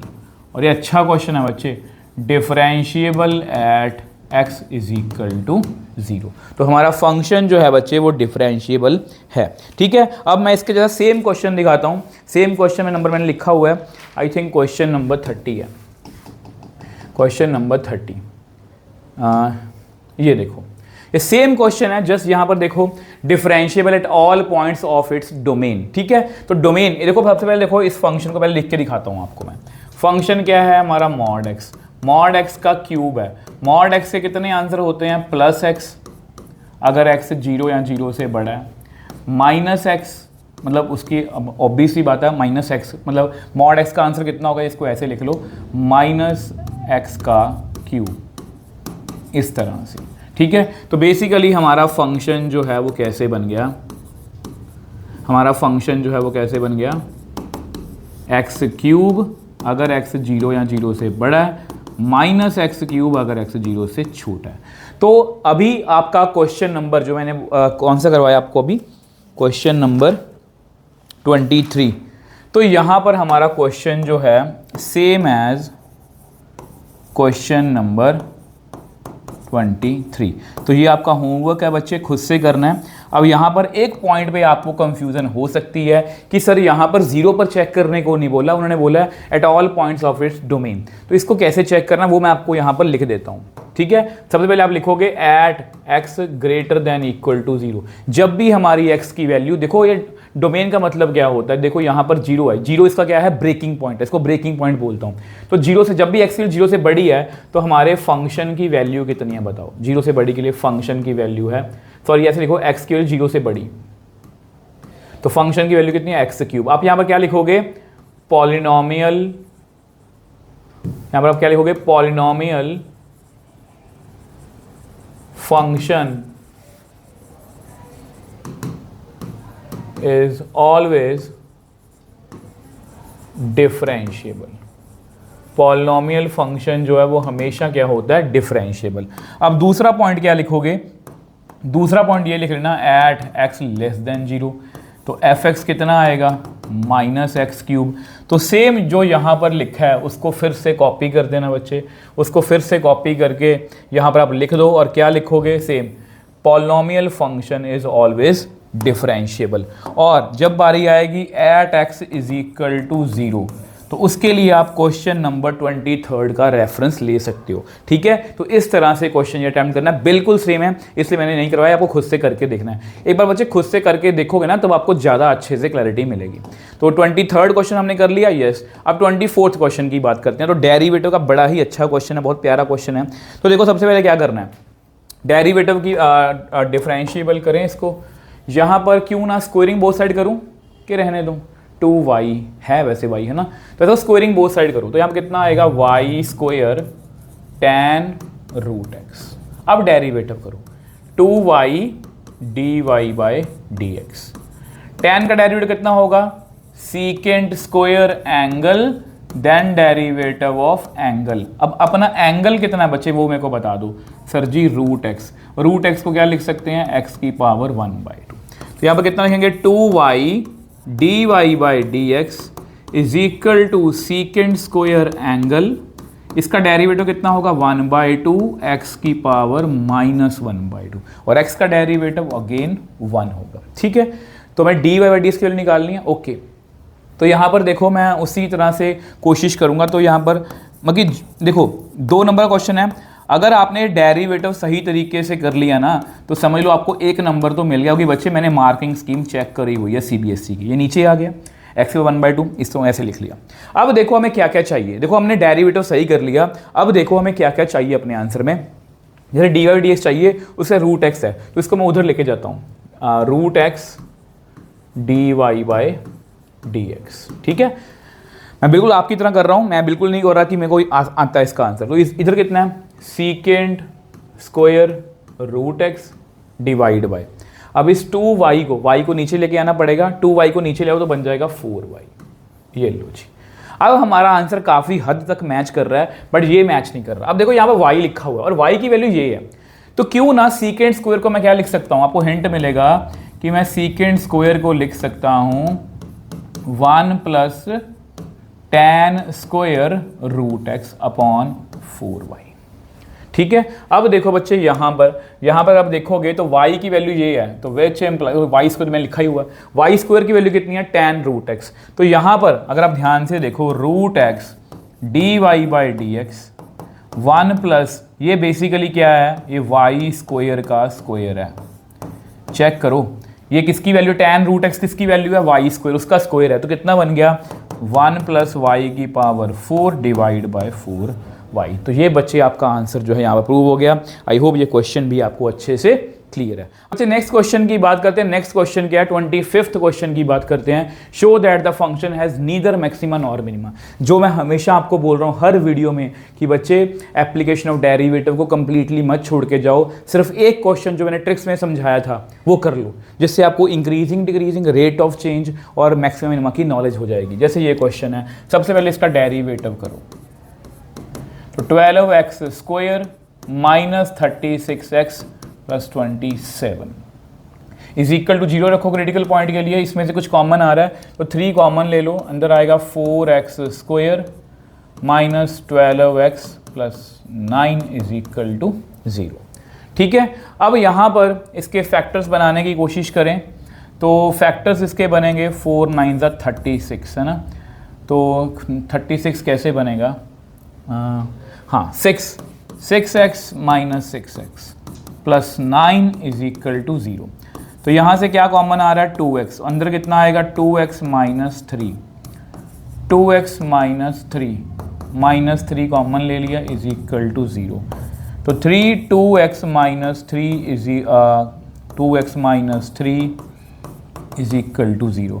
तो बेसिकली 2x माइनस 3 का whole square is equal to 0 आ गया। ठीक है, तो यहाँ से बच्चे x की वैल्यू कितनी आई, यहाँ से वैसे x की वैल्यू कितनी आई 3/2।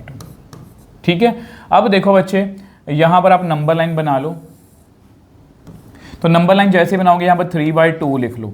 अब 3/2 से छोटा नंबर का कौन सा है, देखो f डैश x की वैल्यू कितनी है ये पड़ी है।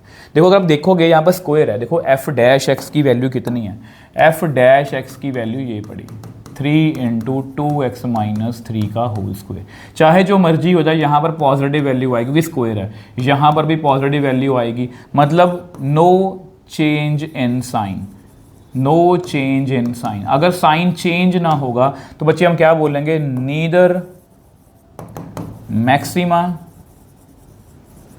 Nor minima. मेरे को सिर्फ ये बात बता दो, अगर आपको जस्ट एप्लीकेशन ऑफ डेरिवेटिव की बेसिक नॉलेज हो तो क्वेश्चन कुछ भी मुश्किल नहीं है। डेरिवेटिव तो कई लोग हैं ना कुछ नंबर तो हमें मिलेंगे ना बच्चे, तो बहुत आसान क्वेश्चन है। नेक्स्ट क्वेश्चन ऑब्वियसली बात है इंटीग्रेशन में से है, तो ये क्वेश्चन बहुत ही आसान है, थोड़ा सा हमें समझना पड़ेगा इसमें। देखो यहाँ पर ना रूट के अंदर ये है, अब सोच के देखो अगर ये क्वेश्चन उल्टा होता, मैं हमेशा बच्चों को लॉजिक देने की कोशिश करता हूँ, अगर ये क्वेश्चन ऐसे होता तो मैं इसको मल्टीप्लाई कर लेता तो बहुत आसानी से इसकी इंटीग्रेशन हो जाती। तो अब भी मैं यही करने वाला हूँ, ये डबल पावर में, मतलब ये 1 प्लस 2x की पावर रूट है, तो मैं क्या करने वाला हूँ, put 1 plus 2x is equal to t, इसका डेरिवेटिव करो 0, इसका डेरिवेटिव 2, इसका dt बाई dx। तो बेसिकली dx की वैल्यू कितनी आ गई, dt बाई 2। अब यहाँ पर ऐसा करो, यहाँ से बच्चे आप 2x की वैल्यू निकाल लो, कितनी आएगी t-1, और x की वैल्यू कितनी आएगी t-1/2। ठीक है, अब सब कुछ यहाँ पर फिल करने की कोशिश करते हैं। x की वैल्यू कितनी है t-1/2, इसको मैंने क्या लिखा है √t। dx की वैल्यू कितनी है dt/2, तो मेरे पास बन गया 1/4 t-1 √t dt। कितना बन गया ये 1/4 t⁻3/2 t⁻1/2 dt। अब इसकी इंटीग्रेशन कर दो, ये बनेगा t⁻5/2 5/2 t⁻3/2 3/2। ये आपस में कट करो 2, यहाँ पर तो कितना आ गया, ये बेसिकली 1/10 t⁻5/2 प्लस c भी लिख लो, ये भी कट करो तो -1/6 t⁻3/2 प्लस c। जैसा आंसर लिखना, अब आंसर कंप्लीट कर दो, 1 + 2x की पावर 5/2 1 + 2x की पावर 3/2 प्लस c। ये बच्चे आपका आंसर है, मुझे वो आंसर चेक करें जो कि बिल्कुल एक्यूरेट है। आई होप ये आपको क्लियर है। ठीक है बच्चे, आ जाओ जी नेक्स्ट क्वेश्चन पर। नेक्स्ट क्वेश्चन देखो जी, 27वां क्वेश्चन फिर से इंटीग्रेशन के अंदर से, जो कि बहुत पॉसिबिलिटी है। और इस क्वेश्चन को देख के बिल्कुल भी घबराना नहीं है अगर आपको माइंड मैप आता है तो। माइंड मैप कहता है कि ये नॉन अलजेब्रिक है, तो हम एंगल चेक करेंगे, और एंगल इसका लीनियर नहीं है। सबसे पहला स्टेप हमें पहले से पता है, इसके एंगल को कर दो जी टी पुट, इसकी पावर एक आगे आएगी, एक पावर कम हो जाएगी, देन डेरिवेटिव ऑफ ये वाला dt/dx। तो ये बेसिकली कितना बन गया, dx को उधर ले जाओ, ये नीचे आ गया √x बन गया इस तरह से। तो basically dx by √x is equal to 2 times dt। ठीक है, तो अगर आप इसमें, चलो लिमिट्स बाद में फिल कर लेंगे, एक ही बात है। ठीक है, तो ये छोड़ दो लिमिट्स, साइन क्या लिखेंगे इसको t, dx बाय √x को क्या लिखेंगे 2 टाइम्स dt। अब आपको पता है बच्चे साइन का डेरिवेटिव कितना होता है cos, साइन की इंटीग्रेशन कितनी होती है -cos t। ठीक है जी, तो ये आपका आंसर है। इसको ऐसे लिखेंगे -2 cos √x 0 से π²/4। तो ये बनेगा cos π/2, क्योंकि √x का कितना होगा π² का रूट पाई, इसका 2 -cos 0। cos 90 बच्चे कितना होता है 0, तो ये कितना बच्चे आंसर आ गया 2। तो ये बच्चे आपका आंसर है। आई होप ये आपको क्लियर है। ठीक है, आ जाओ जी नेक्स्ट क्वेश्चन पर। 28वां क्वेश्चन आई थिंक हमने कर चुके हैं, नहीं करा। Okay, if a and b are two non-zero vectors such that a plus b is perpendicular to a, 2a plus b is perpendicular to b, then prove that this। अब बच्चे आपको पता है कि a plus b अगर perpendicular है तो उनमें से मैं एक ही चीज़ निकाल सकता हूं कि उसकी डॉट जो है वो a के साथ कितनी होगी 0। ये बात आपको क्लियर है, ये बच्चे बात आपको क्लियर है। ठीक है, अब इसके बाद क्या बनेगा, इसके बाद बनेगा इसको a.a plus b.a is equal to 0, यानी कि a मॉडुलस का square plus a.b is equal to 0, इतना बन रहा है। अब दूसरी सिचुएशन भी लिखने की कोशिश करते हैं, वो क्या है 2a plus b is perpendicular to b। उसको क्या लिखोगे, उसकी डॉट b के साथ कितनी है 0, तो कितना आएगा 2a.b plus b.b is equal to 0, 2 times a.b plus b mod का स्क्वायर इज इक्वल टू 0। यहाँ पर आ गया।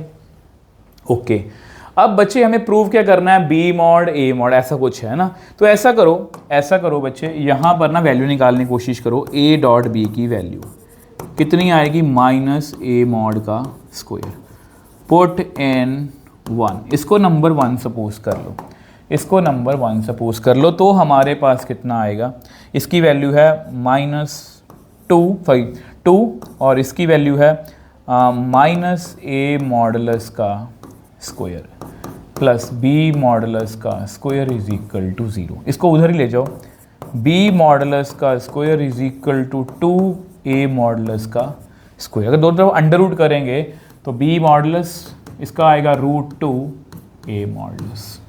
तो ये बच्चे आपका आंसर है। आई होप ये आपको क्लियर है। इसमें प्लस माइनस हम नहीं लिखे क्योंकि मॉड है, मॉड के आंसर पॉजिटिव ही होते हैं। तो इस तरह से हमने क्वेश्चन जो है सॉल्व कर लिया। 29th ओके हम कर चुके हैं पहले। 30th क्वेश्चन ऑलरेडी मैंने आपको हिंट दे दिया। तो अब 31st क्वेश्चन की बात करते हैं। Find the absolute maximum and minimum values of the function. अब बच्चे आपको पता है absolute maximum absolute minimum value कोई फर्क नहीं है। सबसे पहले हम क्या करेंगे, डेरिवेटिव।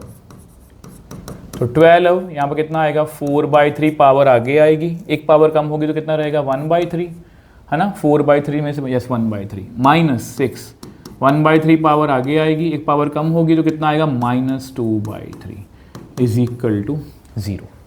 ठीक है, तो इसको कट करो यार, 3 4 3 2 तो मेरे पास बेसिक कितना है 16x की पावर 1/3 माइनस 2 1/x की पावर 2/3 इज इक्वल टू 0। इसको उधर ले जाओ, 16x की power 1/3 is equal to 2x की पावर 2/3। इसको इससे मल्टीप्लाई करेंगे, बेस सेम पावर्स ऐड हो जाएंगे, 1/3 प्लस 2/3 1 ही बनेगा। तो 16x इज इक्वल टू 2, 2 8 तो यहाँ पर x इज इक्वल टू बच्चे 1/8 आ गया। यहाँ तक देखो बच्चे पहले आपको क्लियर है। ठीक है, अब देखो x की वैल्यू 1/8 आई और वो 0 और 1 के बीच में है। और जब भी एब्सोल्यूट मैक्सिमम मिनिमम क्वेश्चन होता है सबसे पहले हम फंक्शन की वैल्यू लिखते हैं। कितनी है 12x की पावर 4/3 माइनस 6x की पावर 1/3। अब सबसे पहले आप ये वाली वैल्यू फिल करो, कौन से वाली, f ऑफ 0, सबसे छोटी वैल्यू। इसमें अगर आप 0 फिल करोगे बच्चे तो कितना आएगा, 0 ही आएगा। उसके बाद अगर हम नेक्स्ट वैल्यू इसमें फिल करें वो है 1/8, 12 1/8 की पावर 4/3। कुछ बच्चों को इसकी वैल्यू निकालने में प्रॉब्लम आती है, वही सॉल्व करने की कोशिश करेंगे। पहले 1/8 की पावर 1/3 निकाल लो। तो बेसिकली 1/8 को मैं लिख सकता हूँ 1/2 की पावर 3, उसकी पावर ऊपर 1/3 भी है। तो यानी कि ये कितनी बन गई, 1/2 बन गई, 1/2 की पावर 4। सेम यहाँ पर ये बन गया 1/2। ठीक है, तो यहाँ पर इसको सॉल्व करें तो 12 ये बन गया जी 2 की पावर 16 बन गया, ये बन गया -3। इसको कट करो, 2 6 2 8 2 3 2 4 तो ये बन गया 3/4 -3। तो कितना आ गया 3 - 12/4 -9/4। ठीक है, अब लास्ट वैल्यू है वो है f ऑफ 1। तो 12 1 की पावर 4/3 6 1 की पावर 1/3। तो बेसिकली ये 12 - 6 ही आएगा। क्या पूछा है, एब्सोल्यूट मैक्सिमम वैल्यू। तो ये बच्चे आप सबसे बड़ी वैल्यू ये पढ़ी, ये है एब्सोल्यूट मैक्सिमम वैल्यू। और सबसे छोटी वैल्यू कौन सी है, ये एब्सोल्यूट मिनिमम वैल्यू।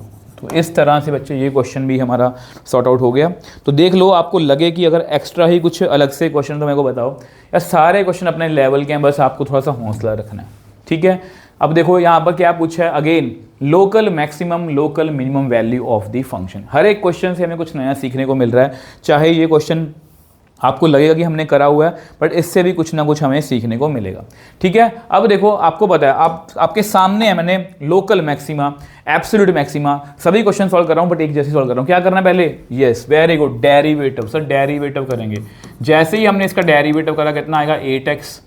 इसका डेरिवेटिव को हमेशा ऐसे लिखा करो x की पावर -1। तो -1 पावर आगे आएगी, एक पावर कम हो जाएगी। तो बेसिकली ये बन गया 8x - 1/x² is equal to 0। तो यहाँ पर लिखो 8x is equal to 1/x², 8x³ is equal to 1, x³ is equal to 1/8। और क्यूब का बच्चे एक ही आंसर मतलब 1/2 ही आएगा। ठीक है, तो ये आ गया आपका क्रिटिकल पॉइंट। अब हमें क्या करना है, डेरिवेटिव, इसका डबल डेरिवेटिव कर दें क्योंकि वैल्यू निकालनी थोड़ी सी आसान रहेगी। डबल डेरिवेटिव कर दो, चलो इसको डबल डेरिवेटिव करो। इसका डेरिवेटिव 8, इसको आप लिखोगे x की पावर -2 पावर आगे आएगी, एक पावर कम हो जाएगी, 8 + 2/x³। अब देखो यहाँ पर आप क्या करो, आप इसमें 1/2 फिल करो। तो कितना आंसर आएगा, एफ डबल डैश 1/2, सॉरी, तो ये 1/2 का क्यूब। तो बेसिकली ये वैल्यू पॉजिटिव आएगी। पॉजिटिव का मतलब क्या होता है, मिनिमा। ठीक है, उन्होंने क्या बोला है, find local maximum and minimum value. तो लोकल मिनिमम वैल्यू कैसे निकलेगी, ये क्या आया कि इस पॉइंट पर हमें क्या मिलेगा, लोकल मिनिमा। तो लोकल मिनिमम वैल्यू वो कैसे निकलेगी, एफ ऑफ एक्स कितना है, 4x² + 1/x। एफ ऑफ 1/2 की वैल्यू निकाल लो, ये बन गया 1 बन गया और ये 2, तो कितना आ गया 3। तो यहाँ पर हम ये बोल सकते हैं नो मैक्सिमम वैल्यू। इसकी कोई मैक्सिमम वैल्यू नहीं है, बट लोकल मिनिमम वैल्यू हमने कितनी निकाल ली, 3। ठीक है बच्चे, ठीक है, आई होप ये आपको क्लियर है बच्चे, इसमें लोकल मैक्सिमम वैल्यू नहीं है। ठीक है, कोई भी फर्क नहीं आ रहा, अच्छे क्वेश्चन है सारे। आ जाओ नेक्स्ट क्वेश्चन की बात करते हैं। Check the differentiability of the function. अब ये बहुत ही अच्छा क्वेश्चन है, और अगर आप इस क्वेश्चन की थोड़ी सी हिस्ट्री देखोगे तो ये डायरेक्टली एनसीईआरटी में से पूछा गया। ये कौन सा फंक्शन है, ये कौन सा फंक्शन होता है बच्चे, greatest integer function. Greatest integer की एक खास बात होती है कि अगर मैं 2.3 का ग्रेटेस्ट इंटीजर निकालने जाऊंगा, तो याद रखना ये 2 है, ये 3 है, 2.3 यहाँ पर कहीं पर होगा, तो इसका आंसर जो है बच्चे पता कितना आएगा, 2। इसके पीछे वाला इंटीजर ही आएगा। अगर मैं यहाँ पर 2.9 की बात भी करूँ, जो कि यहाँ पर लाई करता है, उसका आंसर भी कितना आएगा, 2 ही आएगा।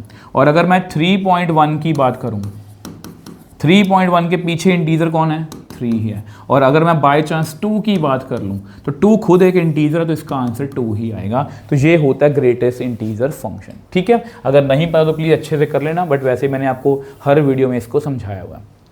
अब डिफरेंशिएबिलिटी को चेक करने को बोलते हैं। सबसे पहले ऐसा करो, लिखो लेफ्ट हैंड डेरिवेटिव।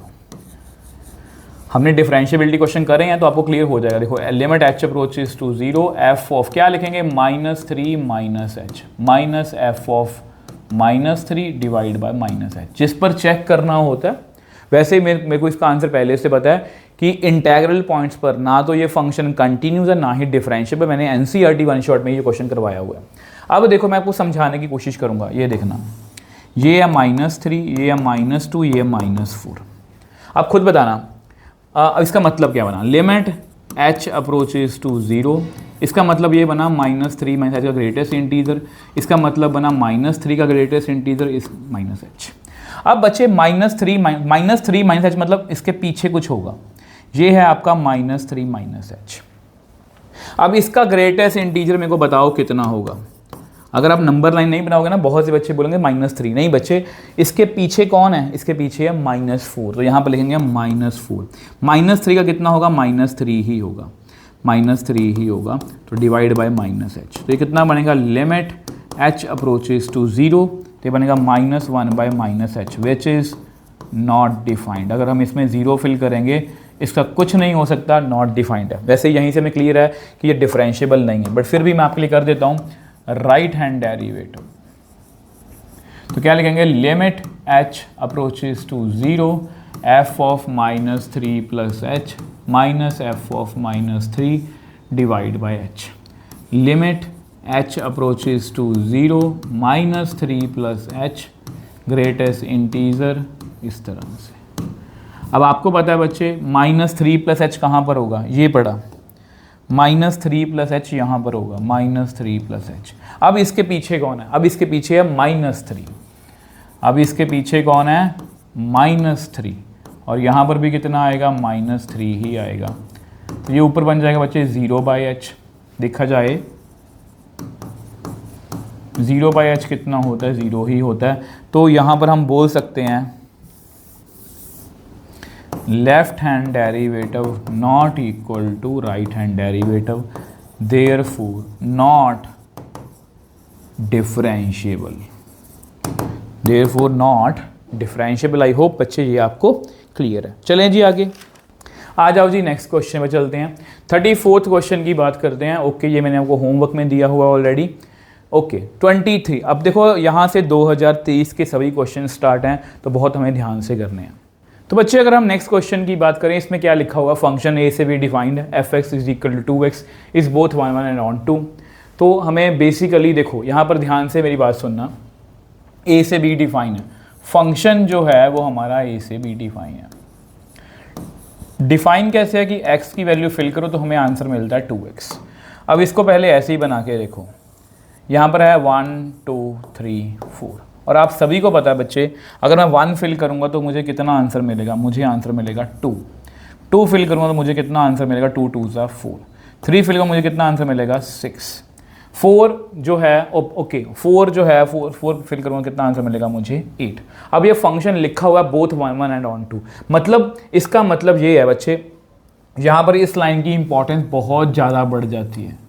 ठीक है, वो बोल रहे हैं सेट बी फाइंड करो, वैसे तो तुक्का चल जाएगा, आप सभी बोल के आओगे 2 4 6 8, बट बच्चे यहाँ पर वैसे इसका आंसर मैंने निकाल दिया कि इसका आंसर 2 4 6 8 है और आपका तुक्का चल जाएगा, बट यहाँ पर समझने वाली बात यह है कि इसका मतलब क्या है।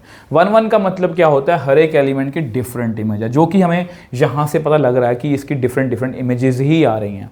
बट ऑन टू अगर है, इसका मतलब देखो बच्चे, यहाँ पर ये भी हो सकता है कि इसमें 10 भी हो, 12 भी हो, 14 भी हो, 1 भी हो, बट वो हमें दिखाई नहीं दे रहे हो। बट क्योंकि यहाँ पर लिखा हुआ है ऑन टू है, ऑन टू का मतलब है कि सेट बी में कोई भी एलिमेंट खाली नहीं है, इसलिए इसमें जितने एलिमेंट बताए हुए हैं उतने ही हैं, इसलिए सेट बी हमारा कितना आया 2 4 6 8। ठीक है जी, तो थोड़ा सा अच्छा क्वेश्चन था, समझने वाला क्वेश्चन था। तो इन्वर्स ट्रिग्नोमेट्री में से मैं आपको हमेशा बोलता हूँ कि कुछ ज़्यादा बड़े लेवल के मुश्किल क्वेश्चन नहीं आते, तो इसको करके देखते हैं। साइन इनवर्स, साइन कितना है ये 135, ये कितना है कॉस इनवर्स, कॉस 135, tan 1 कब होता है 45 पर, यहाँ इसको लिख लो π/4। अब बच्चे यहाँ पर आपको पता है कि 135 जो है वो हमारे साइन इनवर्स की रेंज में, जो हमारे हीरो की शर्तें हैं उसको नहीं मान रहा। यहाँ पर अगर हम बात करें तो 135 जो है वो हमारे हीरो की शर्तें जो हैं वो मान रहा है। तो अगर यहाँ पर वो शर्तें मान रहा है तो सबसे पहले इसको क्या लिखेंगे, इसकी शर्तें मनवानी पड़ेंगी। इसको हम लिखेंगे साइन 180 माइनस 45। 135 को मैंने क्या लिखा 180 में 45, यहाँ पर कितना आएगा 135 ही आएगा प्लस 45, ये वाला। ठीक है, अब 180 पे क्या होता है, नो चेंज, साइन का साइन रहेगा, और सेकंड कॉलम में साइन क्या होता है, पॉजिटिव होता है, तो यहाँ पर भी आ गया 45। ये कितना बन गया, आई थिंक बन गया 180। ठीक है, तो ये भी आ गया 45 हुई, अब हमारी शर्तों के बीच में आ गया ये बन गया आई थिंक 225। ठीक है, 225 बच्चे इसका आंसर है। आप चाहो तो इसको 5π/4 भी लिख सकते हो, मर्जी आपकी है। अगर आप 45 को 5 से मल्टीप्लाई करोगे 225 ही आएगा। ठीक है, तो जिस तरह मर्जी करोगे, बहुत आसान क्वेश्चन था। आ जाओ जी next, find all the vector of magnitude 3√3 which are collinear to the vectors. अब ये अच्छा क्वेश्चन है, इसमें कई बार बच्चे क्या करते हैं, गलती करते हैं, मैं बताऊंगा कौन सी गलती। ठीक है, कोलिनियर का मतलब क्या होता है बच्चे, अगर कोई एक वेक्टर है तो इसके अगर मुझे कोलिनियर वेक्टर लिखना हो, वो ऐसे भी हो सकता है, जो इसके पैरेलल है, कोलिनियर हम वही बोलते हैं। ठीक है, वो ऐसे भी हो सकता है, किसी भी डायरेक्शन में हो सकता है, बशर्ते कि वो पैरेलल हो आपस में, उनके बीच में डिस्टेंस जो है वो सेम हो। ठीक है, तो इसी बिहाफ पर हम क्या करेंगे, सबसे पहले हमारा जो वेक्टर है वो इसके वेक्टर के पैरेलल है, तो ये लेट ए लिख लो इसको। ए वेक्टर कितना है, आई प्लस जे प्लस के। तो सबसे पहले तो मुझे ए वेक्टर की डायरेक्शन निकालनी पड़ेगी, उसके लिए मुझे इसका मैग्नीट्यूड निकालना पड़ेगा, ये हम क्वेश्चन ऑलरेडी कर चुके हैं ऐसा। ठीक है, तो ए वेक्टर की डायरेक्शन, मतलब ये डायरेक्शन लिख सकते हो आप जस्ट आपके समझने के लिए। तो डायरेक्शन कितनी आएगी, A vector divide by A vector का मैग्नीट्यूड, मतलब I plus J plus K divide by √3। ठीक है, तो any vector collinear to A vector is, तो कैसा होगा, जिसका मैग्नीट्यूड विद मैग्नीट्यूड, मैं जस्ट आपके लिख रहा हूँ, पेपर में आपको इतना लिखने की नीड नहीं है, विद मैग्नीट्यूड 3√3 इज, वो कितना आएगा 3√3 मैग्नीट्यूड इनटू वेक्टर की डायरेक्शन। ठीक है जी, तो ये अपना आंसर है। अभी आंसर कंप्लीट नहीं हुआ, क्यों नहीं कंप्लीट हुआ, यहाँ पर मैं लिखूंगा प्लस माइनस। अब प्लस माइनस मैं क्यों लिखूंगा, क्योंकि बच्चे मैं आपको बताता हूँ, यहाँ पर कितना आएगा प्लस माइनस 3 आई प्लस जे प्लस के, प्लस माइनस मैं क्यों लिखूंगा, क्योंकि मैंने आपको स्टार्टिंग से बताया कि कोलिनियर जो है वो डायरेक्शन सीधी भी हो सकती है, उल्टी भी हो सकती है, तो दोनों डायरेक्शंस मैंने यहाँ पर लिख दिए। आई होप ये आपको क्लियर है। ठीक है बच्चे, आ जाओ जी नेक्स्ट क्वेश्चन पर। 38th क्वेश्चन की बात करते हैं। 38th क्वेश्चन जो है इसमें लिखा हुआ है the position vector of the points a B c are shown as the figure. यहाँ पर लिखा हुआ है okay, a c is equal to 5/4 a b express c in terms of a and b. ये थोड़ा सा डिफरेंट क्वेश्चन है बच्चे, नॉर्मली वेक्टर में ऐसे क्वेश्चन नहीं होते, इसलिए बोलता हूँ कि PYQs करो या 13 डेज प्रो सीरीज करो ताकि हमें डिफरेंट क्वेश्चन प्रैक्टिस करने को मिले। अब देखो बच्चे, यहाँ पर कुछ वेक्टर कुछ बताया तो है नहीं, ये लिखा हुआ है कि AC वेक्टर, अगर मैं इसको ऐसे लिखूँ, ये हमें दिया हुआ है ना। अब बच्चे वैसे हम AC वेक्टर निकालते कैसे हैं, हम AC वेक्टर निकालते हैं C - A, ऐसे निकालेंगे। AC वेक्टर कैसे निकलेगा, AC वेक्टर बच्चे कैसे निकलेगा, अगर मैं यहाँ पर लिखना चाहूँ वो निकलेगा OC - OA। AB वेक्टर कैसे निकलेगा, OB - OA 5/4। और OC वेक्टर मतलब वो कितना इसका दिया हुआ है C वेक्टर, इसका दिया हुआ है A वेक्टर, और ये कितना आएगा, ये आएगा B vector minus A vector is equal to 5/4। Cross multiply करो, 4C - 4A 5B - 5A। C in terms of लिखना है ना, तो 4C इज इक्वल टू, उधर ले जाओ, 5B - 5A + 4A। C vector is equal to 1/4 5B - A। तो ये बच्चे आपका आंसर है, इसमें और कुछ नहीं है, बस थोड़ा पूछने का ढंग थोड़ा सा कैजुअल सा है कि क्वेश्चन समझ में नहीं आ रहा, बट आई थिंक ये आपको क्लियर है। 39th क्वेश्चन की बात करते हैं, check whether the lines are perpendicular और नॉट।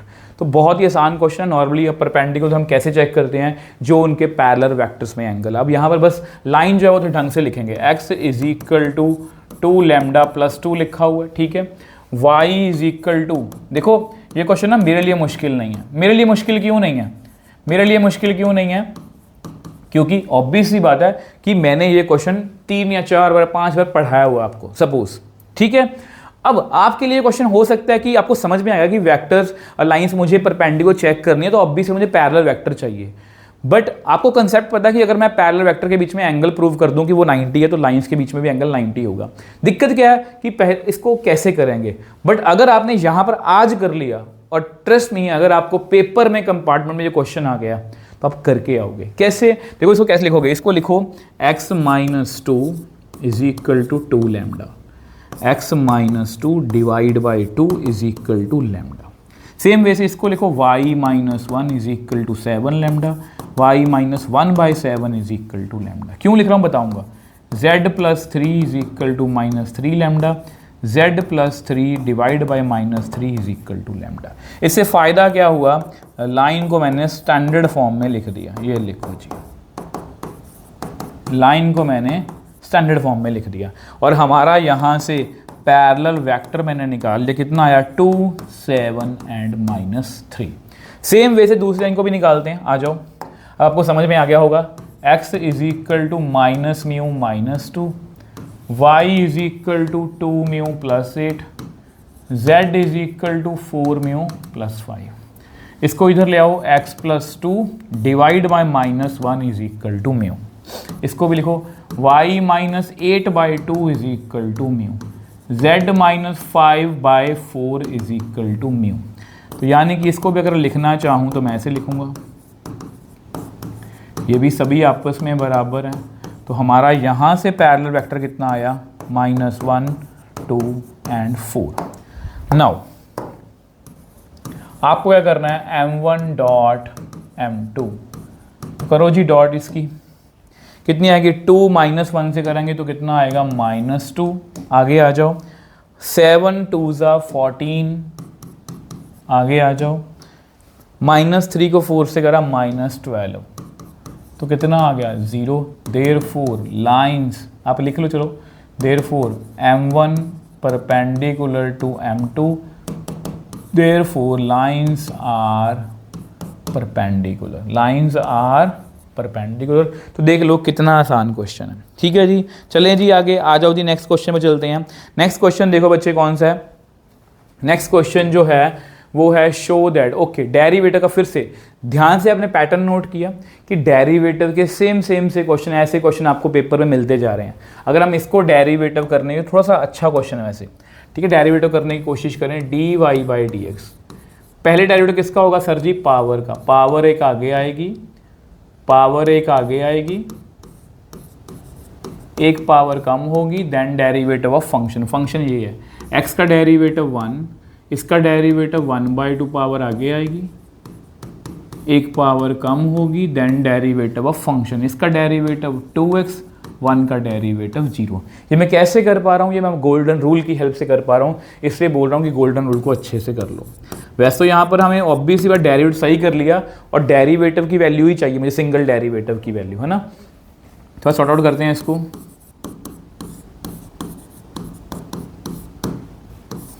इसको 2 से 2 कट कर दें तो मेरे पास कितना आएगा? 1 प्लस ऊपर x लिख लो, इसको नीचे ले आओ बच्चे, √x² -1।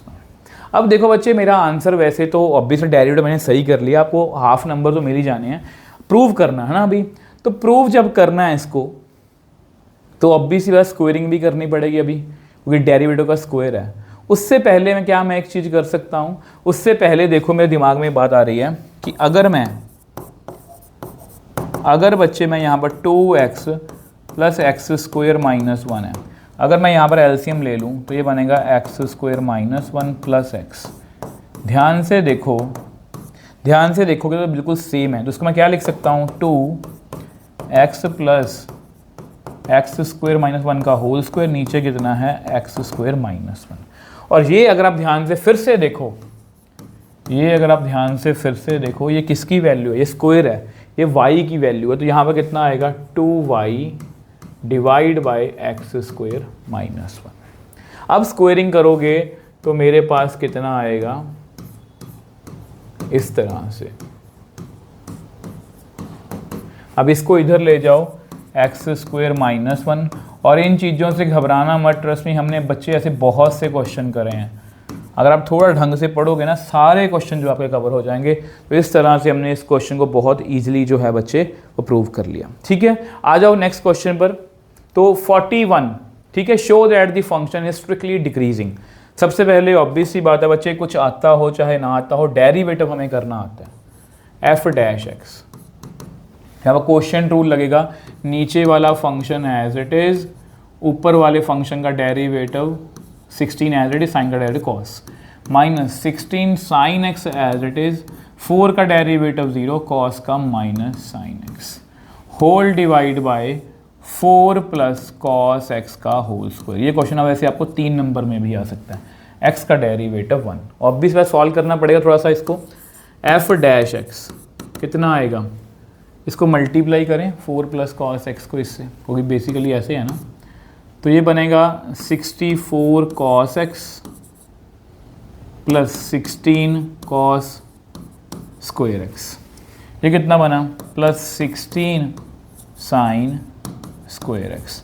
इसको एलसीएम ले लो, 4 + cos x का होल स्क्वायर, 4 + cos x का होल स्क्वायर।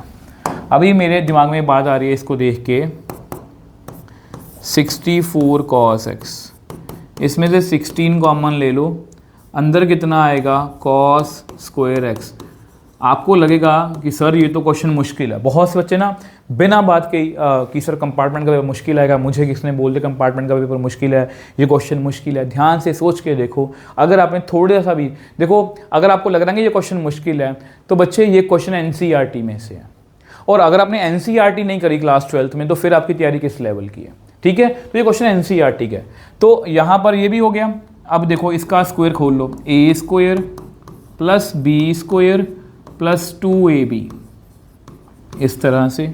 नीचे का स्क्वायर मत खोलना, 4 + cos x का होल स्क्वायर। ठीक है, ऐसे गुस्सा मत करना मेरी बातों का, बट मुझे ये होता है कि मैं आपको सही तरीके से गाइड कर पाऊँ, क्योंकि बिना बात के हम नेगेटिव हो रहे हैं कि पेपर जी मुश्किल आएगा, ऐसे कुछ नहीं होता बच्चे। पेपर तो वही मुश्किल है ना जिसकी वजह से आपकी कंपार्टमेंट आई है। ठीक है, तो f'(x) हो गया, तो ये कितना आएगा? 64 cos x यहाँ पर आएगा 16 क्योंकि cos square x plus sine square x 1 होता है, -16 minus cos square x minus 8 cos x whole divide by 4 plus cos x का होल स्क्वायर। ये भी आपस में कट गया, तो मेरे पास कितना रह गया, 64 में से 8 गए तो कितना आएगा 56 cos x minus cos square x divide by 4 plus cos x का होल स्क्वायर। वैसे इससे ज़्यादा सॉल्व ये नहीं हो रहा, इसमें से कॉस कॉमन भी निकाल लूँ, 56 माइनस कॉस एक्स। देखो जी बच्चे, इससे ज़्यादा ये सॉल्व नहीं हो रहा। ठीक है, अब देखो, अब हमें चेक करना है कि ये यहाँ पर डिक्रीजिंग है। मैं आपको पूरे अच्छे तरीके से समझाऊंगा। अब ये चीज़ जो है अगले पेज पे लिखते हैं, मैं आपको इसका पूरा आंसर ही बता दूंगा कि इसको कैसे कैलकुलेट करना है। मैं आपको बोलते हैं ना कि पूरा क्वेश्चन अच्छे समझा दूंगा कि अगर इसके जैसा मिलता जुलता क्वेश्चन भी आपको आ गया तो भी आप कर पाओ। ठीक है, अगर इसका मिलता जुलता क्वेश्चन भी आया तो भी आपको ऐसा लगे कि यस मैं कर सकता हूँ। देखो, सबसे पहले बारी बारी से बात करते हैं। देखो 4 प्लस कॉस एक्स, ये स्क्वायर है, ये हमेशा क्या होगा, ऑलवेज पॉजिटिव, यानी कि ये तो हमेशा पॉजिटिव आंसर ही देगा। ठीक है, उसके बाद हम बात करेंगे, देखो कॉस एक्स की वैल्यू जो होती है वो कितनी होती है, इस तरह से। ठीक है, तो इसका मतलब 56 माइनस कॉस एक्स भी क्या होगा, ऑलवेज पॉजिटिव। सोच के देख लो बच्चे, अगर आप सबसे बड़ी वैल्यू 1 फिल करते हो कितना आंसर आएगा 55, सबसे छोटी वैल्यू -1 फिल करते हो कितना आंसर आएगा 57। तो ये हमेशा हमें क्या देगा, पॉजिटिव वैल्यू। तो यानी कि ये भी पॉजिटिव है, ये भी पॉजिटिव है। तो मेरे पूरा आंसर जो है, अब आप इन उन्हें बोला है इंटरवल कौन सा बोला है, π/2 से पाई, π/2 से पाई। कौन सा क्वाड्रेंट है, मीन्स सेकंड क्वाड्रेंट, और सेकंड क्वाड्रेंट में कॉस इज ऑलवेज नेगेटिव। अब दो पॉजिटिव है, एक नेगेटिव है, therefore F dash X negative आ रहा है। ठीक है, is negative, that means strictly decreasing, और कुछ है ही नहीं है। अगर वो बोलते कि फर्स्ट क्वाड्रेंट में बता दो तो फर्स्ट क्वाड्रेंट में ये पॉजिटिव होता, तो ये हमेशा क्या होता है, इंक्रीजिंग। तो इस तरह से ये क्वेश्चन भी हमारा जो है सॉर्ट आउट हो गया। अब ये क्वेश्चन भी बच्चे एनसीईआरटी में से है। यस, आपने बिल्कुल सही सुना, ये क्वेश्चन भी एनसीईआरटी में से है। तो यहाँ पर भी इंक्रीजिंग डिक्रीजिंग की बात हो रही है। सबसे पहले हम क्या करेंगे, derivative, 1 bye angle derivative of angle, 2 का डेरिवेटिव 0, x का डेरिवेटिव 1। इसमें क्या लगेगा, कोशेंट रूल, यहाँ पर ब्रैकेट डाल लिया करो। नीचे वाला function as it is, x का derivative 1, x as it is, 2 का डेरिवेटिव 0, x का डेरिवेटिव 1, नीचे 2 प्लस एक्स का होल स्क्वायर। ठीक है, इसको फिर से सॉल्व करते हैं। ये बन गया 1 प्लस 2 प्लस एक्स माइनस, ये बन गया 2 plus x minus x divide by 2 plus x का होल स्क्वायर। ये आपस में कट गया। अभी तक कुछ क्लियर तो नहीं हो रहा, इसका एलसीएम ले लो। इसका बच्चे ऐसे एलसीएम आएगा ना, 2 प्लस एक्स का होल स्क्वायर, यहाँ पर आएगा 2 प्लस एक्स, यहाँ पर आएगा 2 इंटू, सॉरी 2 ही आएगा, सिर्फ 2 ही आएगा। ठीक है, तो यहाँ पर इसका आंसर भी कितना बना, x अपॉन 2 प्लस एक्स का होल स्क्वायर, इस तरह से आया। बच्चे देखो यहाँ पर पहुँच गए। अब आपको पता है इंक्रीजिंग डिक्रीजिंग का क्वेश्चन है, तो इसको रखो 0 के बराबर। तो विच एम्प्लाइज, अगर इसको 0 के बराबर रखेंगे तो x की वैल्यू कितनी आ रही है, 0। अब इसको हम क्या बनाएंगे, नंबर लाइन के ऊपर। नंबर लाइन में एक बात का ध्यान रखना है कि यहाँ -2 से स्टार्ट करेंगे और यहाँ पर इन्फिनिटी तक, क्योंकि यहाँ पर लिखा हुआ है। क्योंकि बच्चे अगर x -2 हुआ, ठीक है, तो वैसे मैं बता दूं आपको कि लॉग के अंदर में जब पॉजिटिव नंबर आ सकते हैं, -2 से बड़े नंबर रखें। अगर -2 से पीछे जाएंगे तो वो लॉग डिफाइन नहीं होगा, इसलिए लिखा हुआ है। वैसे उसमें हमें नहीं जाना, ठीक है, तो -2 से बड़ा, तो इसमें ऐसे लिख लिया। अब हमें पॉजिटिव नेगेटिव चेक करना है। डेरिवेटिव हमारा कितना, ये पड़ा, देखो डेरिवेटिव कितना है हमारा, ये x अपॉन 2 प्लस एक्स का होल स्क्वायर। और आपको पता है कि ये स्क्वायर है, स्क्वायर तो हमेशा पॉजिटिव होता है, यानी कि यहाँ पर एक्स की वैल्यू कितनी आएगी नेगेटिव, और नेगेटिव के लिए इसका आंसर कितना आएगा नेगेटिव। और अगर मैं एक्स की वैल्यू 0 से बड़ी फिल करूँगा मेरे पॉजिटिव आंसर आएगा। तो ये जो इंटरवल है -2 से 0, यहाँ पर हमारा क्या है स्ट्रिक्टली पूछा उन्होंने, इंक्रीजिंग ही पूछा है ना। -2 से 0 को फिर इंक्लूड करना है, कर लो। यहाँ पर क्या आएगा, यहाँ पर बच्चे क्या आएगा डिक्रीजिंग, और 0 से इन्फिनिटी तक क्या आएगा इंक्रीजिंग। तो ये इस तरह से हमने क्वेश्चन जो है बच्चे वो सॉल्व कर लिया। आई होप ये आपको क्लियर है। ठीक है जी, आगे चलें 43। तो 43 क्वेश्चन जो है वो कौन सा है, ओके, नॉन जीरो वेक्टर्स ये दो दिए हुए हैं आपस में बराबर, then find the angle between A and b. तो बहुत ही अच्छा क्वेश्चन है बच्चे, इसको कैसे करना है देखो, यहाँ पर ये गिवन है और ये कंसेप्ट हम बहुत बार यूज़ करे हैं। अगर आपने मेरी वेक्टर की कोई भी वीडियो देखी है ना, तो मैंने आपको हमेशा एक ही बात बोली है कि ये वाला फॉर्मूला बहुत यूज़ करेंगे हम, ये वाला। देखो यहाँ पर दोनों तरफ स्क्वेयरिंग कर दो। अब इसको क्या लिखोगे,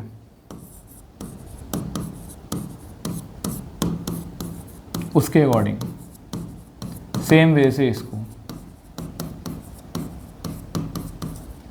ठीक है। तो यहाँ पर कितना बन गया, ए मॉडुलस का square minus a dot b minus b dot a plus b modulus का स्क्वायर।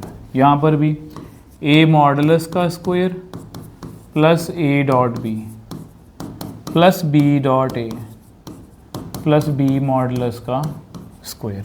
अब ए मॉडुलस का स्क्वायर ए मॉडुलस का स्क्वायर, बी मॉडुलस का स्क्वायर बी मॉडुलस का स्क्वायर। तो यहाँ पर बना -2 टाइम्स ए डॉट बी, क्योंकि बच्चे बी डॉट ए और ए डॉट में कोई फ़र्क नहीं है। यहाँ बना 2 टाइम्स ए डॉट बी, इधर ले आओ -4 times a dot b. A dot b कितना आ गया 0 आ गया, which implies a angle between लिख लो, चलो जो जिस फॉर्म में उन्होंने पूछा है, angle between A and B, A और बी के बीच में एंगल कितना होगा 90 डिग्री। एंगल ही पूछा ना, और डॉट अगर 0 है तो इसका मतलब एंगल बच्चे कितना है 90 डिग्री। आ जाओ नेक्स्ट क्वेश्चन की बात करें, थोड़े से क्वेश्चन रह गए आपके। अब ये देखो जी, इसका मिलता जुलता क्वेश्चन यहाँ पर लिखा होता ए साइन इनवर्स एक्स या ए साइन इनवर्स टी, ये और वहाँ पर लिखा था ए कॉस इनवर्स टी। ये क्वेश्चन आपकी एनसीईआरटी में है, आंसर भी सेम है, थोड़ा बहुत चेंज उन्होंने कर दिया। ठीक है, देखो सबसे पहले आपको पता है पैरामीट्रिक फॉर्म है, तो पैरामीट्रिक में हम क्या करते हैं, आप चाहो तो बच्चे वैसे इसको स्क्वेयरिंग कर सकते हो, अगर आसान करना है इसको थोड़ा सा, इसको ऐसे लिख लो ए की पावर tan इनवर्स टी। ठीक है, वैसे इसको लॉग लेके भी किया जा सकता है, चलो मैं ऐसे ही कर रहा हूँ। तो इसका डेरिवेटिव 2x, x का derivative with respect to t dx by dt, क्योंकि राइट साइड में t है इसलिए विद रिस्पेक्ट टू t कर रहा हूँ। ए एंगल का derivative A angle log A derivative of angle, एक बार आपके लिख देता हूँ डेरिवेटिव ऑफ एंगल। और आप सभी को पता है कि चलो 2x dx dt is equal to a tan inverse t log a, इसका डेरिवेटिव 1/1 प्लस टी स्क्वायर। ठीक है, अब सेम वे से आप ऐसा करो dy by D T, Y square भी कैसे लिखोगे, A cot inverse T 2y dy by D T A angle log a derivative of angle. Angle कितना यहाँ पर कॉट इनवर्स टी। ठीक है, इसको दोबारा से लिखेंगे, दोबारा से यहाँ पर लिख लो, और यहाँ पर इसका डेरिवेटिव कितना होगा -1/1 प्लस टी स्क्वायर। अब आपके सामने है, मुझे dy बाई डी एक्स की वैल्यू निकालनी है। ऐसा करो इस dy को भी यहाँ पर लिखना है, लिख ही लो पहले। इस 2x को जो है, इस 2x को जो है वो यहाँ पर लिख लो एक बार आप, dx by D t whole divide by, यहाँ ऐसा करो इसको ऐसे लिखो 2x जो है यहाँ पर आ गया, इस तरह से कर लो, ठीक है। यहाँ पर भी ये y जो है 2y जो है यहाँ पर लिख लो, का टाइम कम वेस्ट होगा, ठीक। ओके, अब हमें क्या करना है, dy/dt को डिवाइड करना है dx/dt से। तो मुझे कितना आएगा dy/dx, तो कितना आएगा a cot inverse t log a 1 + t square 1/2y whole divide by a tan inverse t log a 1/1 + t square 1/2x। अब ये देखो log a ये भी कट गया, 2 और 2 भी कट गया, तो मेरे पास रह कितना गया, मेरे पास रह गया dy/dx a cot inverse t divide by a tan inverse t, यहाँ माइनस भी था, यहाँ माइनस भी था बच्चे, ठीक है। और 1/y 1/x, ठीक है।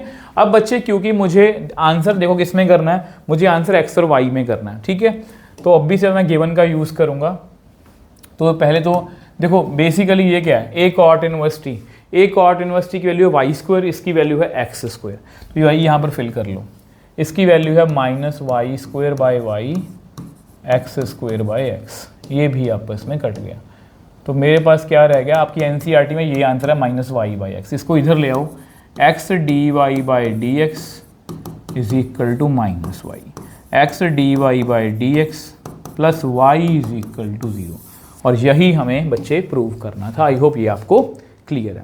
आ जाओ जी नेक्स्ट क्वेश्चन पर। If the product of two positive number is 9, find the number so that the sum of their square is minimum.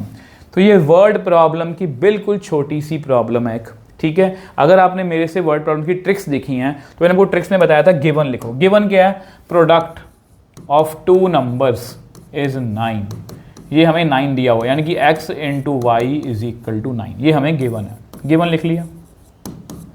किसको मिनिमम करना है वो भी लिखो। मिनिमम किसको करना है मुझे, sum of their squares, sum of their squares, इसको s लिख लो। इसको हमें क्या करना है, मिनिमम। ये मेरी ट्रिक्स है, गिवन मिनिमम। इसके बाद होता है कि जिसको मिनिमम या मैक्सिमम करना है उसको हमें एक वेरिएबल में करना है। यहाँ पर 2 वेरिएबल हैं, तो सबसे पहले हम लिंक ढूंढेंगे। लिंक यहाँ से मिलेगा। लिंक क्या है कि y की वैल्यू निकाल लो 9/x, अब उसको 1 में फिल कर लो, इसको आप 1 नंबर फिल कर लो, इसको आप 1 नंबर लिख लो। तो यहाँ पर क्या आएगा, तो यहाँ पर क्या आएगा बच्चे, इसको यहाँ फिल करना, कितना आएगा, s is equal to x² 81/x²। इसको आप ऐसे भी लिख सकते हो। अब इसको डेरिवेटिव होगी, एक वेरिएबल में आ चुका है, 2x 81 -2 पावर आगे आएगी, एक पावर कम होगी, इज इक्वल टू 0 कर लो। तो 2x ये कितना बन गया, 2 16 -162/x³ इज इक्वल टू 0। तो 2x is equal to 162/x³, 2 8 2 1, ठीक है। x की पावर 4 इज इक्वल टू 81। अच्छा कितना आ गया, x इज इक्वल टू ±3। 3 की पावर 4 भी 81 होती है, बट क्योंकि पॉजिटिव नंबर है इसलिए x को मैं 3 रखूंगा सिर्फ, ठीक है। अब ऑब्वियस सी बात चेक करना है इसका डबल डेरिवेटिव। तो डबल डेरिवेटिव अगर हम करेंगे तो 2x का डेरिवेटिव 2, ये कितना बन गया, -162। इसका डेरिवेटिव करना, -3 पावर आगे आएगी, एक पावर कम हो जाएगी, ठीक है। तो बेसिकली डबल डेरिवेटिव की वैल्यू इतनी आई है, 2, इसको 3 2 6, 3 6 18, तो +4 8, तो बेसिकली इतना आ गया। देखो मुझे वैल्यू हमेशा कैलकुलेट नहीं करनी होती, तो जस्ट चेक करना होता है साइन। और x कितना है, 3। अगर हम यहाँ पर वैल्यू फिल करेंगे 486/3 की पावर 4, तो मुझे एक पॉजिटिव नंबर मिलेगा। पॉजिटिव नंबर का मतलब है मिनिमम, मतलब यहाँ पर हमें मिनिमम वैल्यू मिलेगी जब x इज इक्वल टू 3 है।